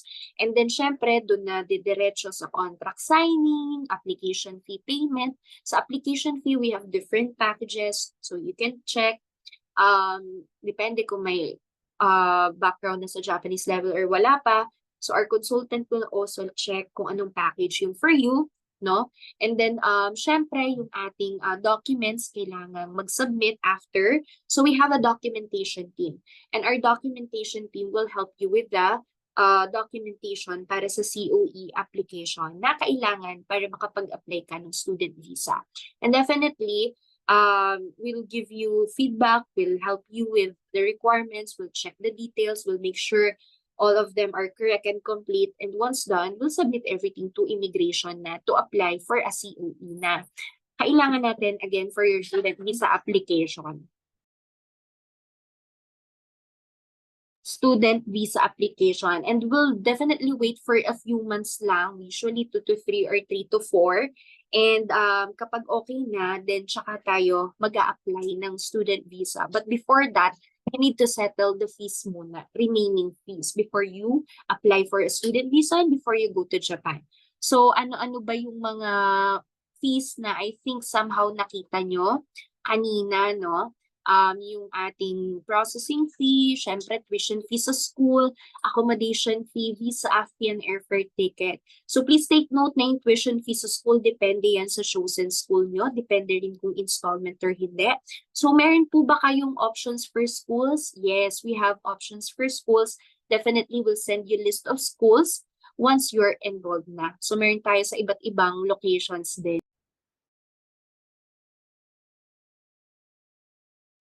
And then, syempre, yung ating accommodation, which is optional if you want to avail or not. So we have options din for that one. And syempre, yung ating visa fee, we're doing a group application sa ating partner agency na accredited the embassy. And sa ticket, you can book it. So it depends on the airline and time of booking. So usually our students are paying more or less 400K before they go to Japan. But that's an estimated amount only. Depende pa rin sa chosen school, chosen accommodation, and exchange rate by the time that you'll pay. So again, depende. Pwedeng higher than 400 or lower than 400K. And then after that, it's application and then ticket booking. And then you'll just wait for your departure and you can already study in Japan. So ganun lang kasimple yung process natin. No? So I summarize din for you to understand yung sa video natin kasi medyo overwhelming information. And if you guys have questions, clarifications, or concerns, feel free to chat yon sa ating chat section and I'll try to answer them one by one. So do you guys have questions or clarifications? Meron ba? Or clear naman? Or all of you will enroll na sa ating program? No? Okay, so I'll try to read some of the questions. Ito, kanina, I think may nag-message dito. Si Miss Rika May Amplayo, need pa ba po if sa food and beverage ay dapat NC2 passer? Well, not really naman, no? Especially if you're gonna do part-time lang, hindi naman necessary na NC2 passer ka, okay? But what important is yung language din, and of course, you have a permit to work part-time job, and you have a student visa, and syempre, you just need to check lang din yung ibang qualifications and requirements, no? So, sabi naman ni Alorna Lynn Acosta, is it enough po to cover the tuition fee? I think she's pertaining to the part-time job income. So like what I've said, your income from part-time job will be enough only for your living expenses, like for your food, transportation, and other bills, but not really to cover the tuition fee. Kasi medyo malaki pa rin yung tuition fee, especially if installment yung payment mo. So you still have to pay the 40% on your 4th or 5th month. And medyo kalakihan pa yan. That's why a sponsor is necessary and your sponsor must be financially capable. Okay? So, yun siya. And sabi naman ni Joy Christine, what if self-sufficient po? That is fine. Self-sponsored is okay as long as you can prove your financial capability and as long as you can provide the requirements and pay for the fees. So, pwede naman yun. We can check din. Okay? Sabi naman ni Nancy Cindy, may caregiving certificate po ba? Ano pong magandang program? Okay, we have a caregiver program, but we need to check first because usually the school is also checking then muna the background of the student if they are gonna accept the applicant or not. And meron din silang terms and conditions regarding that one. So if you're interested, actually for those who are interested to enroll for our program, and medyo may complicated na cases or to inquire more pa, you can answer the form later. Ms. Nika will send the form. You can encode your information. And of course, if you want to receive a call from us,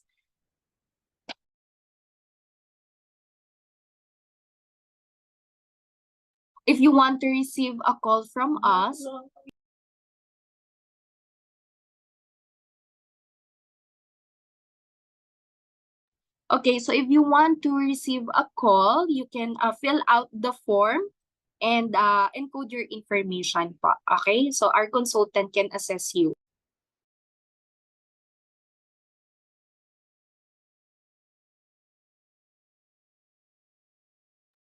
Okay, so next question naman natin is si Joy Christine Daniel.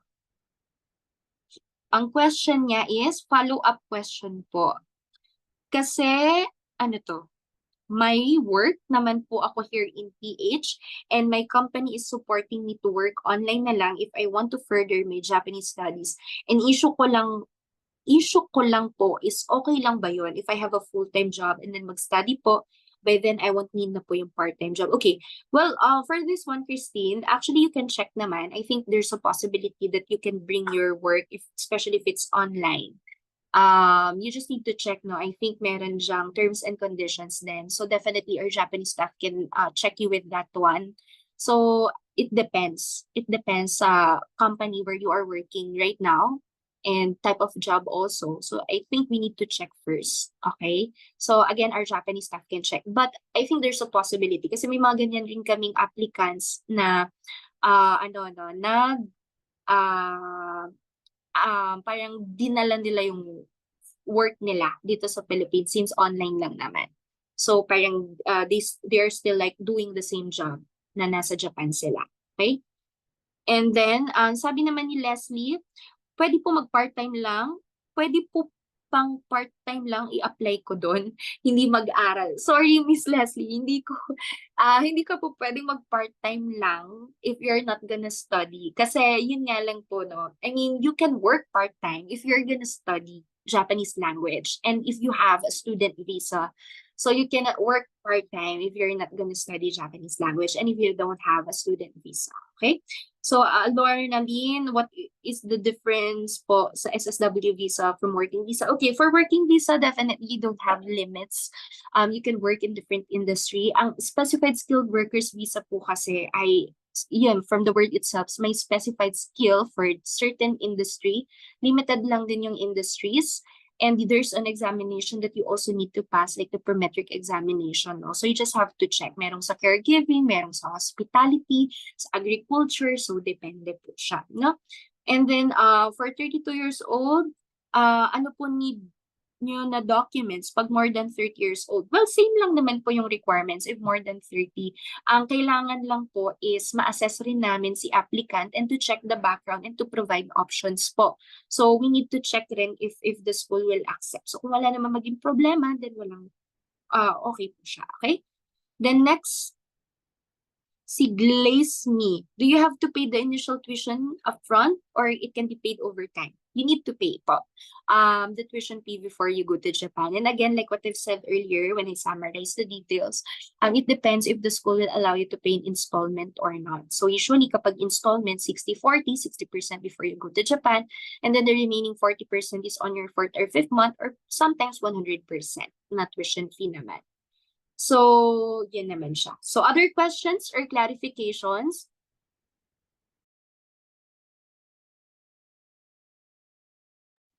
Ano po limitations ng part-time tutor? Okay, well, same rin naman with the general guidelines that I've mentioned earlier. Kahit anong part-time job naman, no? Same lang naman yan. So, dapat isang part-time lang, di mag-exceed sa 28 hours a week, yun yung mga basic. No? And syempre, dapat you need to follow the rules lang din. Depende lang din sa company if they have certain rules or policies, no? So that you have to follow. Okay? No age limit. Okay, sorry. Sabi ni Scott, 28 hours a week of part-time, covers Monday to Sunday or weekdays only. Well, it depends on your schedule, no? Basta po 28 hours per week. Okay? Jean Carla, may partner school po ba kayo sa Hiroshima? Kasi doon po nag-work asawa ko ngayon. I think we can check, no? If meron kayong target location, we can check. Kung meron kaming malapit na partner, or if we can find a language school near doon sa area na yon. And then sabi naman ni Leslie, no age limit. Well, for the age limit, it depends. Okay?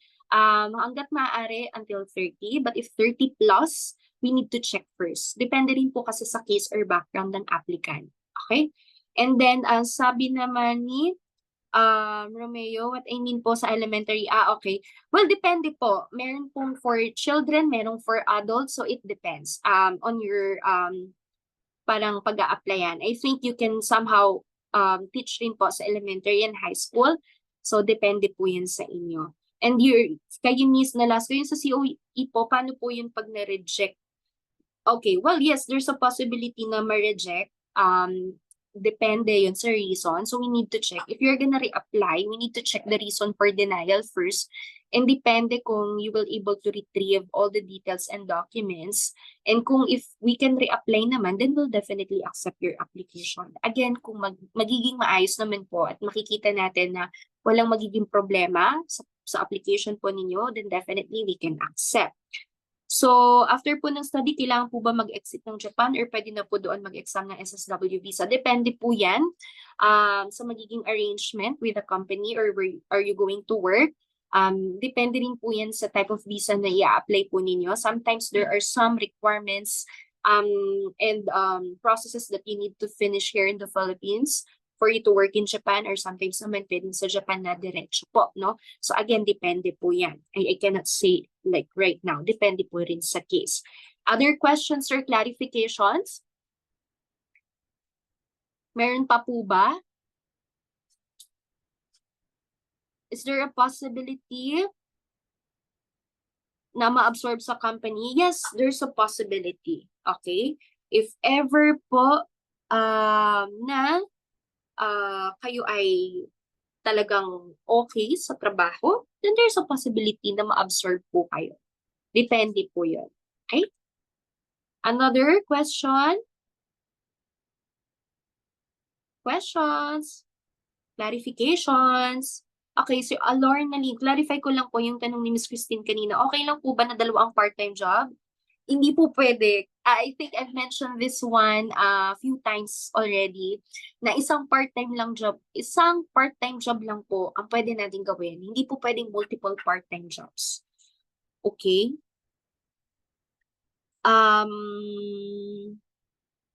After graduating from a Japanese language school, does it mean po na working visa po yung ibibigay sa'yo pag 4 years din po natapos dito sa Philippines at hindi po SSW? Again, depende po yan. Pag university graduate po, you can apply for a working visa or SSW visa. If undergraduates, high school or college undergrads or vocational graduates, it's kind of hard for you to apply for a working visa. So usually, pwede po kayo sa SSW visa. So depende rin po. Meron din po kasing industries na medyo mahigpit na hindi okay for SSW visa na high school or undergraduate. Okay? So, again, depende po yan. Jean Carla, usually ilang years po ang program? Yung language course po, minimum is 1 year, maximum is 2 years, pero depende po yan sa batch since we have 4 batches in a year. 1 year and 3 months po for January, April po 1 to 2 years, ang ating July 1 year and 9 months ang complete duration, and October 1 year and 6 months, pero minimum po lahat nun ay 1 year.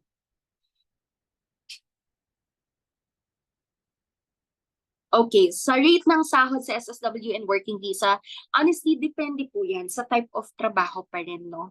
I cannot say na magkaiba sila just because SSW or working visa, but it depends on the type of job that you are doing and the company where you are working po.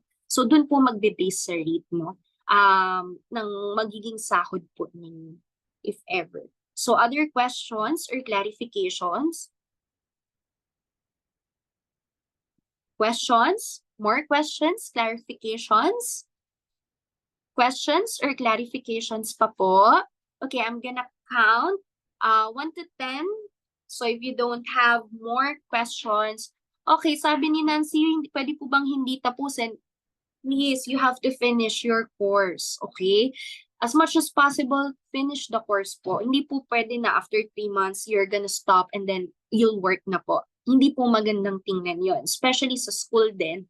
And definitely, it might affect your future applications. Okay? So, mas maganda po tapusin yung language course bago po tayo mag-work ng full-time. Okay? Okay. Yung sa part-time job po, again, depende po yan.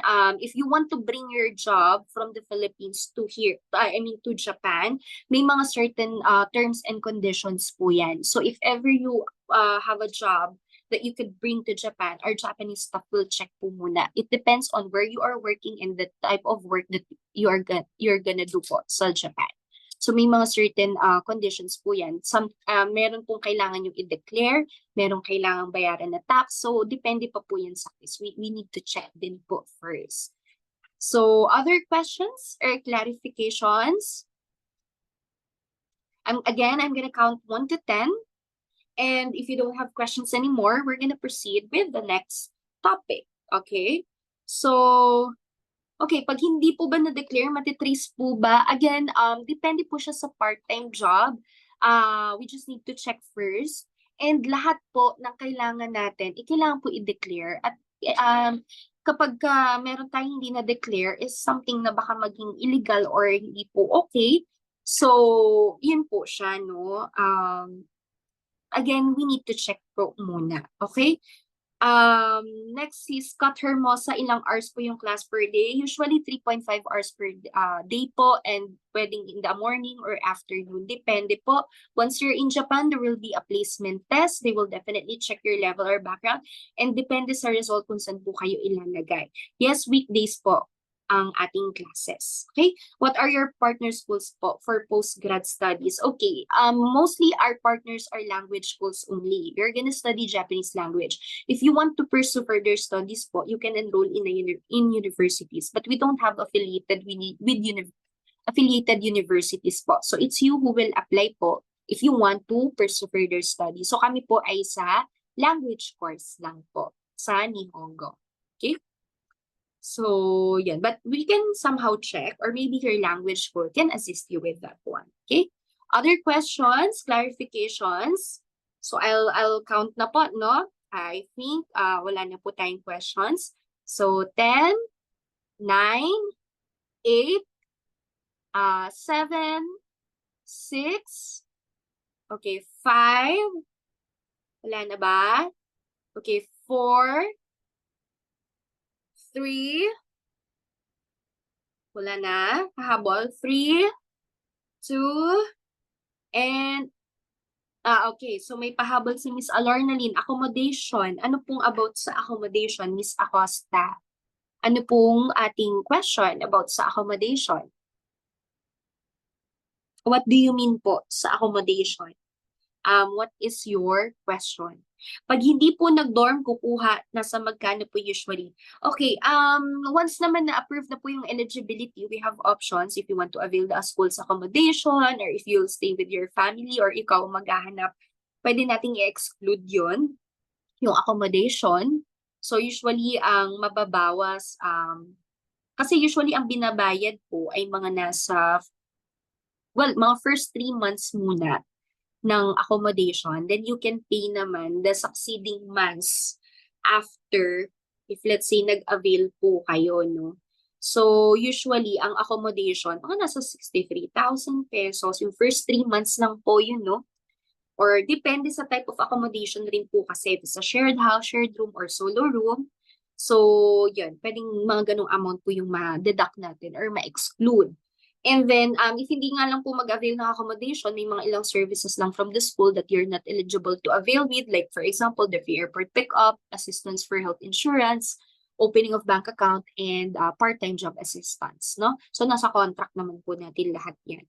Pag sarili po, nasa magkano po usually ang budget? Depende po sa inyo yan. So, depende po sa kung anong hahanapin yung type of part-time. So, gaya ng na-mention ko, merong shared house, shared room, or solo room. Siyempre, kapag solo room, mas mahal siya. Kapag shared house, you have other tenants na kasama, no? And same with shared room. So, you just need to check lang din po. At depende rin po yan sa area kung saan kayo mag-a-avail ng accommodation. So, you just need to check and inquire lang din po.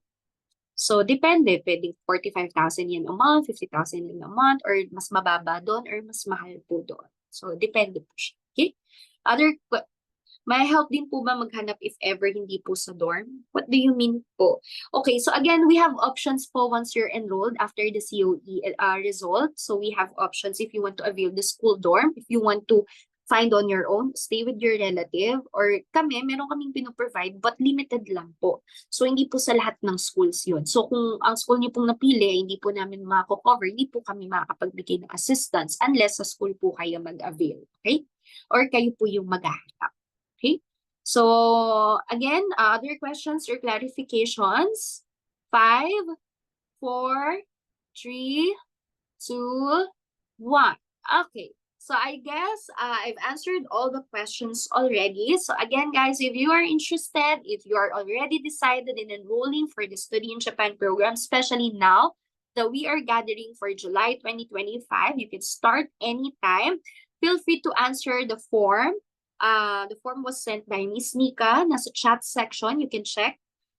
Pwede kayo mag-input ng information doon if talagang interested at decided na kayong mag-proceed sa program natin. But if not naman, maybe in the future, you can still save up, you can still look for a sponsor, you can still prepare and check your options, no? So we are offering this naman every year, 4 times a year. And if you if you are following our social media accounts, especially your Facebook page, you'll definitely see kung anong program na or batch na yung pinoprocess natin. Okay?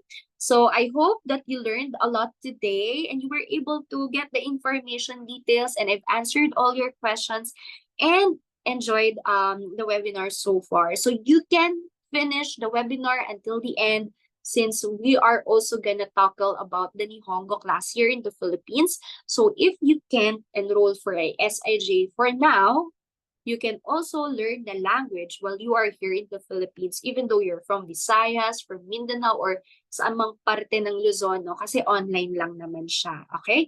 So Miss Nika will definitely discuss the online Nihongo class. So stay until the end, and maybe you can receive discounts for other surprises, all right? So again, if you don't have other questions or clarifications anymore, feel free to contact us and feel free to inquire. So again, thank you so much for your time. Naging 30 na lang tayo, nawala na yung 20, no? Baka narinig na yung yung presyo ng program, nag-alisan na. But anyway, I hope that you can be one of our students, but if not now, maybe soon. So we will be very happy to assist you guys. So feel free to inquire. And again, have a great day. Enjoy the rest of the Saturday. Thank you so much. Ingat po ang lahat. Salamat. Okay, thank you very much, Ma'am Bernadette, for that informative discussion. So I hope our attendees were able to get po, no, all the information po, no, that you need. So one last topic na lang po, no. So I hope you can join us until the end. Sabi ni Miss Alornalyn, can I have a link po sa record po ng webinar? Yes, ma'am. Again, kindly answer po the form that I sent po sa ating chat section. So feedback form na rin siya, and then if you're interested po to enroll na, to apply po, no, sa mga programs po namin, you can also answer that form po. And ayun po, again, let's proceed na po with our next discussion. So last na po ito, and quick na lang naman po siya, no? So as what Miss Bernadette mentioned po, no, if ever po na somehow hindi pa ganun ka-decided to study in Japan, no, why not study po muna, no, the Nihongo language po dito muna sa Philippines. So I will be playing a video po about about our program, and then after that po, we can have the question and answer portion din po. So, okay.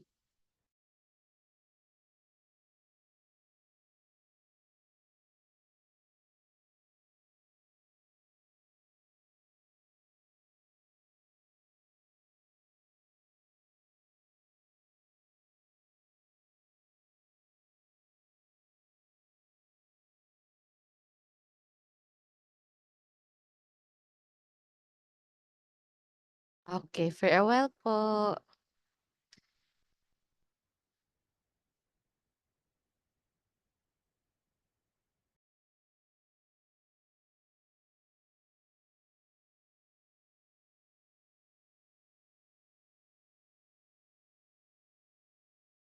Okay, so while waiting po sa ating video, meron na po ba ditong attendees na somehow decided na to join the program po? Meron na po ba dito, or yung iba nag-iisip-isip pa po? Meron na po ba? Na somehow decided na, no, to uh, enroll po sa ating program. Meron po ba na talagang 100%? Ayan, si Miss Eunice, thank you so much po. Manifesting maka-enroll na din soon. Sponsors lang po. Already enrolled na po for April 2025 admission. Nice. Okay, preparing pa po ng requirements, sabi ni Miss Eunice. Okay, so for a while po, no? Since medyo malaki, I think, yung file. Ayan. Para po, waiting for the right time pa po, sabi ni Sir Romeo. Yes, I hope, no? Very soon po. Yung ano na yan. Okay, so I think okay na po ang ating video. Okay, so again, we will be playing a video po about our online Nihongo class program po. So for a while.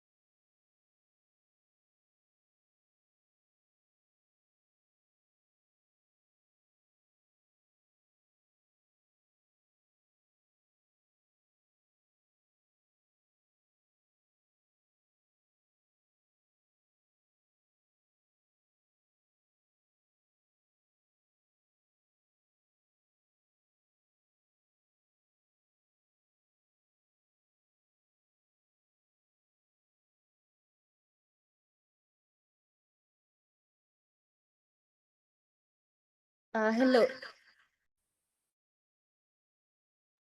Hello, Nika. Wala atang audio, yung video. Ayan.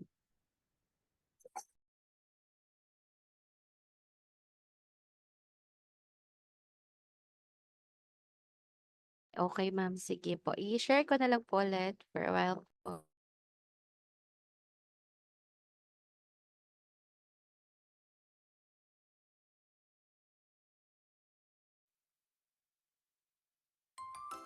Hello and welcome. If you've ever dreamed of exploring the beautiful world of Japan and the Japanese language, you're in the right place. We're excited to introduce you to our online Nihongo class program by Jellyfish Education Philippines. So, let's get started on your journey to mastering Nihongo and discovering the wonders of Japanese culture. Why should you learn Nihongo? First, knowing Japanese opens up new business and career opportunities. Second, it makes you globally competitive. And let's not forget the fun. Whether you're dreaming of traveling in Japan, watching anime in its original language, or reading your favorite manga, knowing Japanese makes everything easier and more enjoyable. Why enroll in an online class? It's all about convenience and flexibility. It helps you concentrate better, usually costs less, and boosts your technical skills.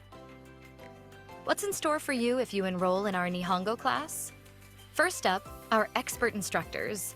We have native Japanese and Filipino instructors who have teaching certifications and language proficiency in conducting the class. Next, our interactive learning approach. We make sure every class is engaging and fun, focusing on real-life conversations. Our course contents cover all the essentials: reading, writing, listening, and conversation, giving you a well-rounded grasp of the language. And we've got you covered with learning materials. You'll have access to our online platform for lessons and receive a physical book for handy reviews. What is our method of studying? Our first program is designed to be intensive, perfect for those who want to achieve a specific JLPT level, like N5 or N4, in just 2 to 3 months. We also offer our N5 per module program, which is ideal for those who prefer a more flexible approach. In this program, the student needs to pass all 4 modules to complete the whole N5 class. We use the Zoom application for our classes, making it easy to connect with your instructor and fellow students from anywhere. What are the available classes and schedules? For the intensive N5 level, you'll have a total of 170 hours of classes. Each session is 3.5 hours long. Classes run Monday to Friday from 6 p.m. to 9:30 p.m. As for the intensive N4 level, you'll get 180 hours of instruction, with each session lasting 3 hours. Classes are also held Monday to Friday, but from 6 p.m. to 9 p.m. For the N5 per module program, you'll get 42 hours for the first 3 modules, then 45 hours for the last module. Each session is 3.5 hours long. Classes will be held every Saturday from 1 p.m. to 3:30 p.m. You'll finish each module in about 2 to 3 months. What are the things needed for the class? A stable internet connection is essential. At least 4 Mbps to ensure smooth classes. Laptop or computer for the best experience, though you can use your phone, but it is encouraged to use a laptop or computer. Don't forget to set up a Zoom account. This is where all your live classes will happen. And lastly, study materials, which will be provided by our company, Jellyfish Education Philippines. How much is the tuition fee? For the intensive classes, the regular tuition fee is 22,500 pesos, which covers either the N5 or N4 class. You can pay it in full or in installments. If you choose to pay in full up front, you can enjoy a discount of 1,000 pesos, bringing the total to 21,500 pesos. If you prefer to pay in installments, you can reserve your slot with a 2,000 pesos down payment. Then, settle the first installment of 11,500 pesos 3 days before the class starts, and the final installment of 9,000 is due 1 month after the class starts. As for the per module program, the regular tuition fee is 6,000 pesos. You can also pay in full or in installments. If you choose to pay in full, you can have a discount of 500 pesos. bringing the total to 5,500 pesos. But if you prefer to pay in installments, you can reserve your slot for 1,000 pesos. Then, settle the first installment of 3,000 pesos on the third session of the class, and the final installment of 2,000 pesos is due on the sixth session of the class. Where and how to pay? We accept payments through bank transfer, GCash, and PayPal. To make it easy, you can screenshot the payment details shown on the screen if you're interested in enrolling or reserving your slot. Once you've made your payment, just send the proof of payment to our email. What is the enrollment procedure? First, we'll start with an assessment and program explanation. If you're interested in enrolling or reserving a slot, our friendly consultants will reach out to you directly to go over all the details of our program. Then, you'll need to fill out the application form and sign the contract via PandaDoc, which will be provided by Jellyfish Education Philippines. Next is the payment of the tuition fee. You can choose from bank transfer, GCash, or PayPal. Whatever works best for you. After that, we'll send you an enrollment confirmation and provide you with the access link to our online platform. And finally, it's time for the start of the class. Get ready to start on your Japanese learning journey with us. What are the requirements for the class?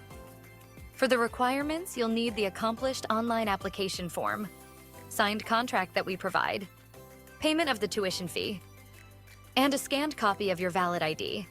This is required for certification purposes at the end of the class.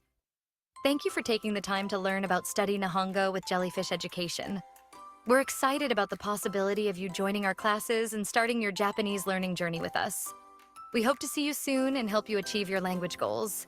If you have any questions or are ready to enroll, just reach out and we'll be happy to assist you. Okay, so that's it po for our online Nihongo class program. And currently po, we are accepting enrollees po for our November 2024 batch po, no? So, ang meron po kami ay yung, ayan. So, let me just share my screen. Again po, if ever po na somehow hindi pa po kayo decided to study in Japan, why not study Nihongo po muna, no? Ito sa Philippines. And we are now accepting enrollees for our November 2024 batch. And then intensive class program, yung meron po tayo, no, which is the N5 level po. So yung N5 po, is the beginner level po of Nihongo. So kung wala pa po kayong background sa Japanese, saktong-sakto po ito para sa atin, no? So for the schedule, Monday to Friday po siya from 6 p.m. to 9:30 p.m. Good po siya for 2 to 3 months and it will tentatively start po on November 25. And then we have a voucher alert. So to all attendees po who attended the webinar today, we are giving away a 2,000 pesos discount to all attendees today. And the discount is only applicable po until October 31, 2024. So until the end of this month po, no? So if somehow decided na po kayo to enroll, then feel free po to inquire po. And for the payment breakdown po, no, so earlier, sa video po, no, or na-mention po na ang regular tuition fee po namin is 22,500 po. Pero if, ayan po, no, so later po yung sa questions po natin, no. So for the payment breakdown po, again, our regular tuition fee is 22,500, pero since nag-join po kayo ng webinar, you are entitled to a 2,000 pesos discount. So ano po siya, from 22,500, kapag nag-full payment kayo, it will be 19,500 na lang po, no?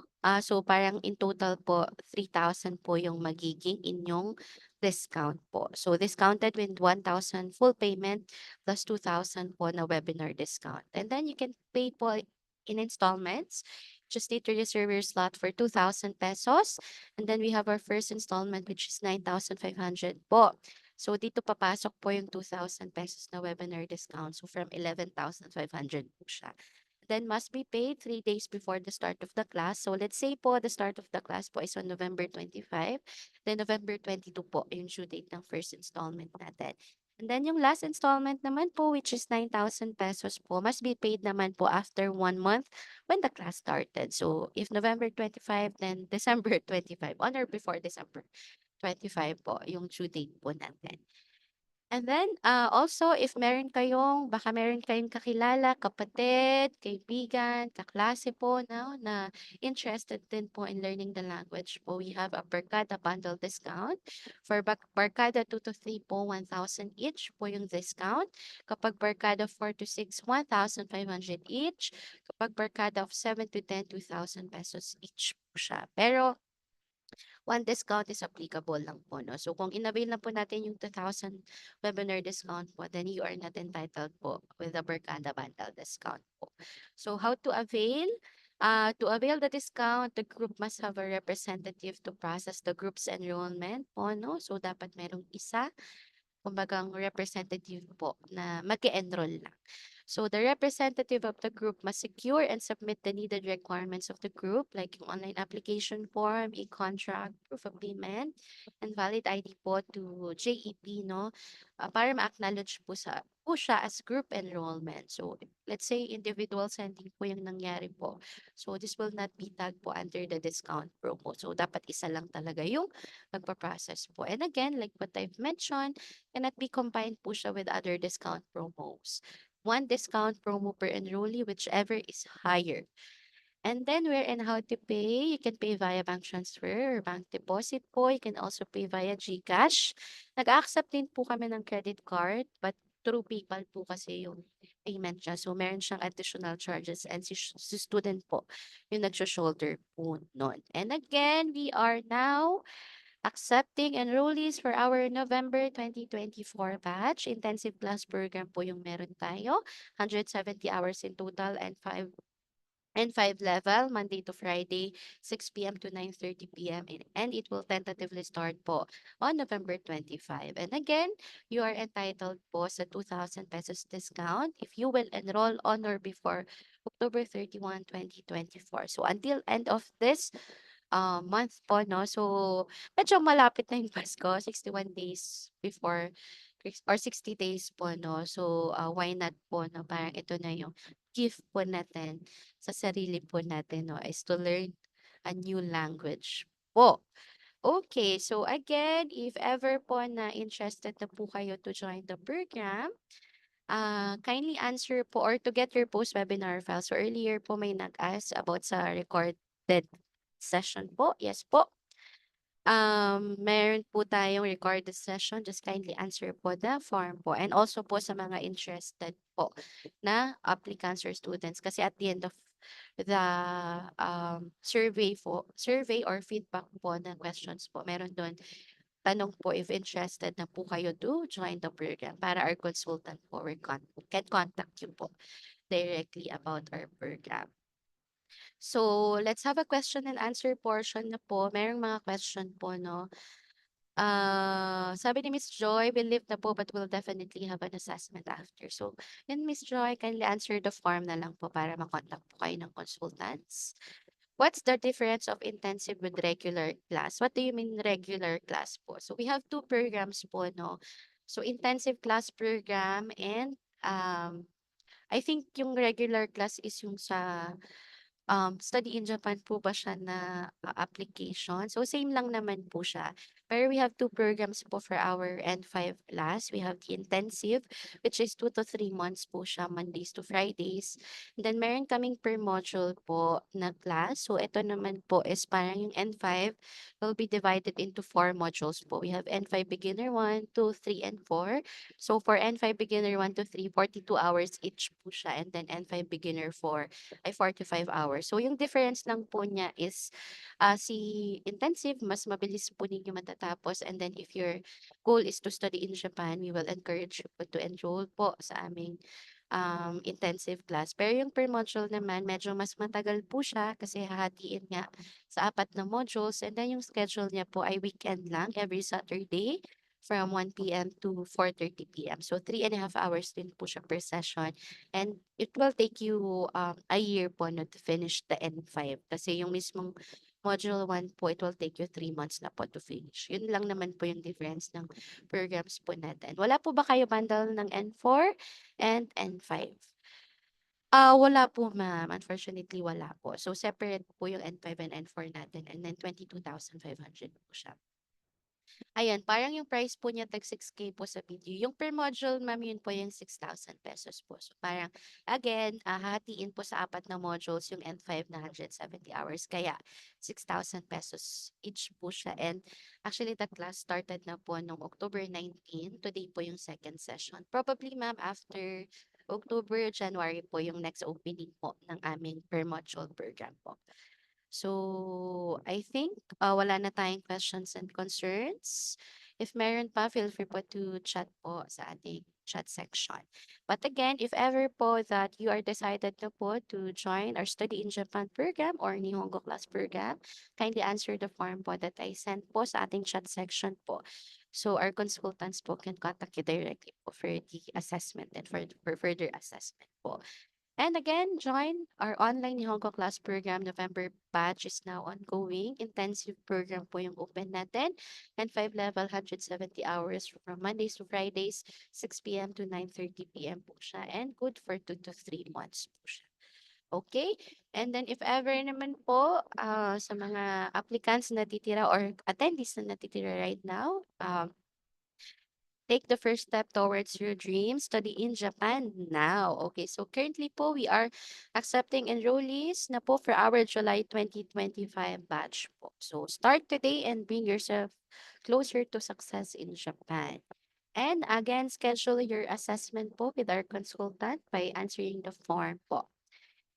And lastly, please answer the survey form to get your post-webinar files. All the videos, presentations po, Zoom recorded session, e-certificate po will be sent to you po once ma-answer po natin yung form po. So if you were not able to answer the form po during the webinar, after naman po, we will be sending an email sa inyo po with the link po na para you can answer pa rin po after the webinar. So I think that's it. Again po, if hindi pa kayo naka-follow sa aming social media pages, we are very active po, no?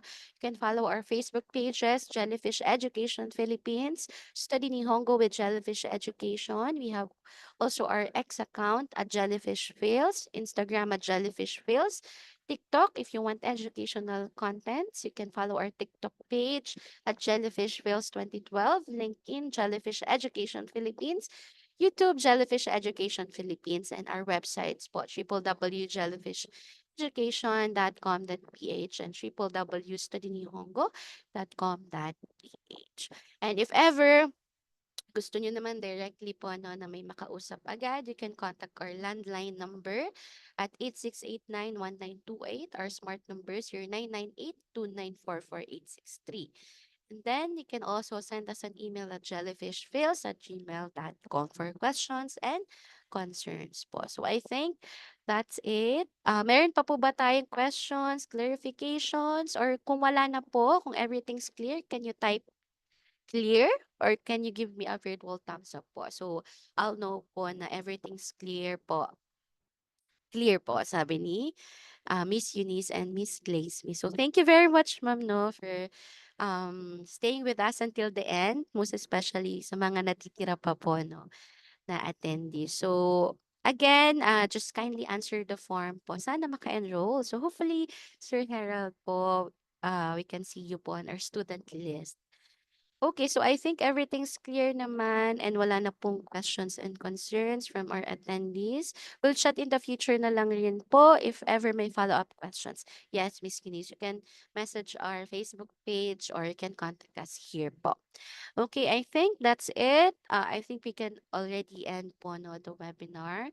So once again, thank you very much to everyone po for spending your Saturday afternoon with us. I hope isa po sa inyo no, yung makapag-enroll po sa aming mga programs and we are looking forward po doon. And also, I would like to thank our sales director, Miss Maria Bernadette Lagrador. Thank you very much, ma'am, for your time din po. And I hope marami po kayong natutunan sa webinar natin today. And if ever you want to know more about our company updates, you can follow our Facebook page po, or yung mga future events and webinars po namin. Once again, thank you very much everyone and enjoy the rest of the afternoon po. You're very much welcome po, Miss Glaze. Thank you po. Have a great day ahead po. Happy Saturday. Bye-bye po.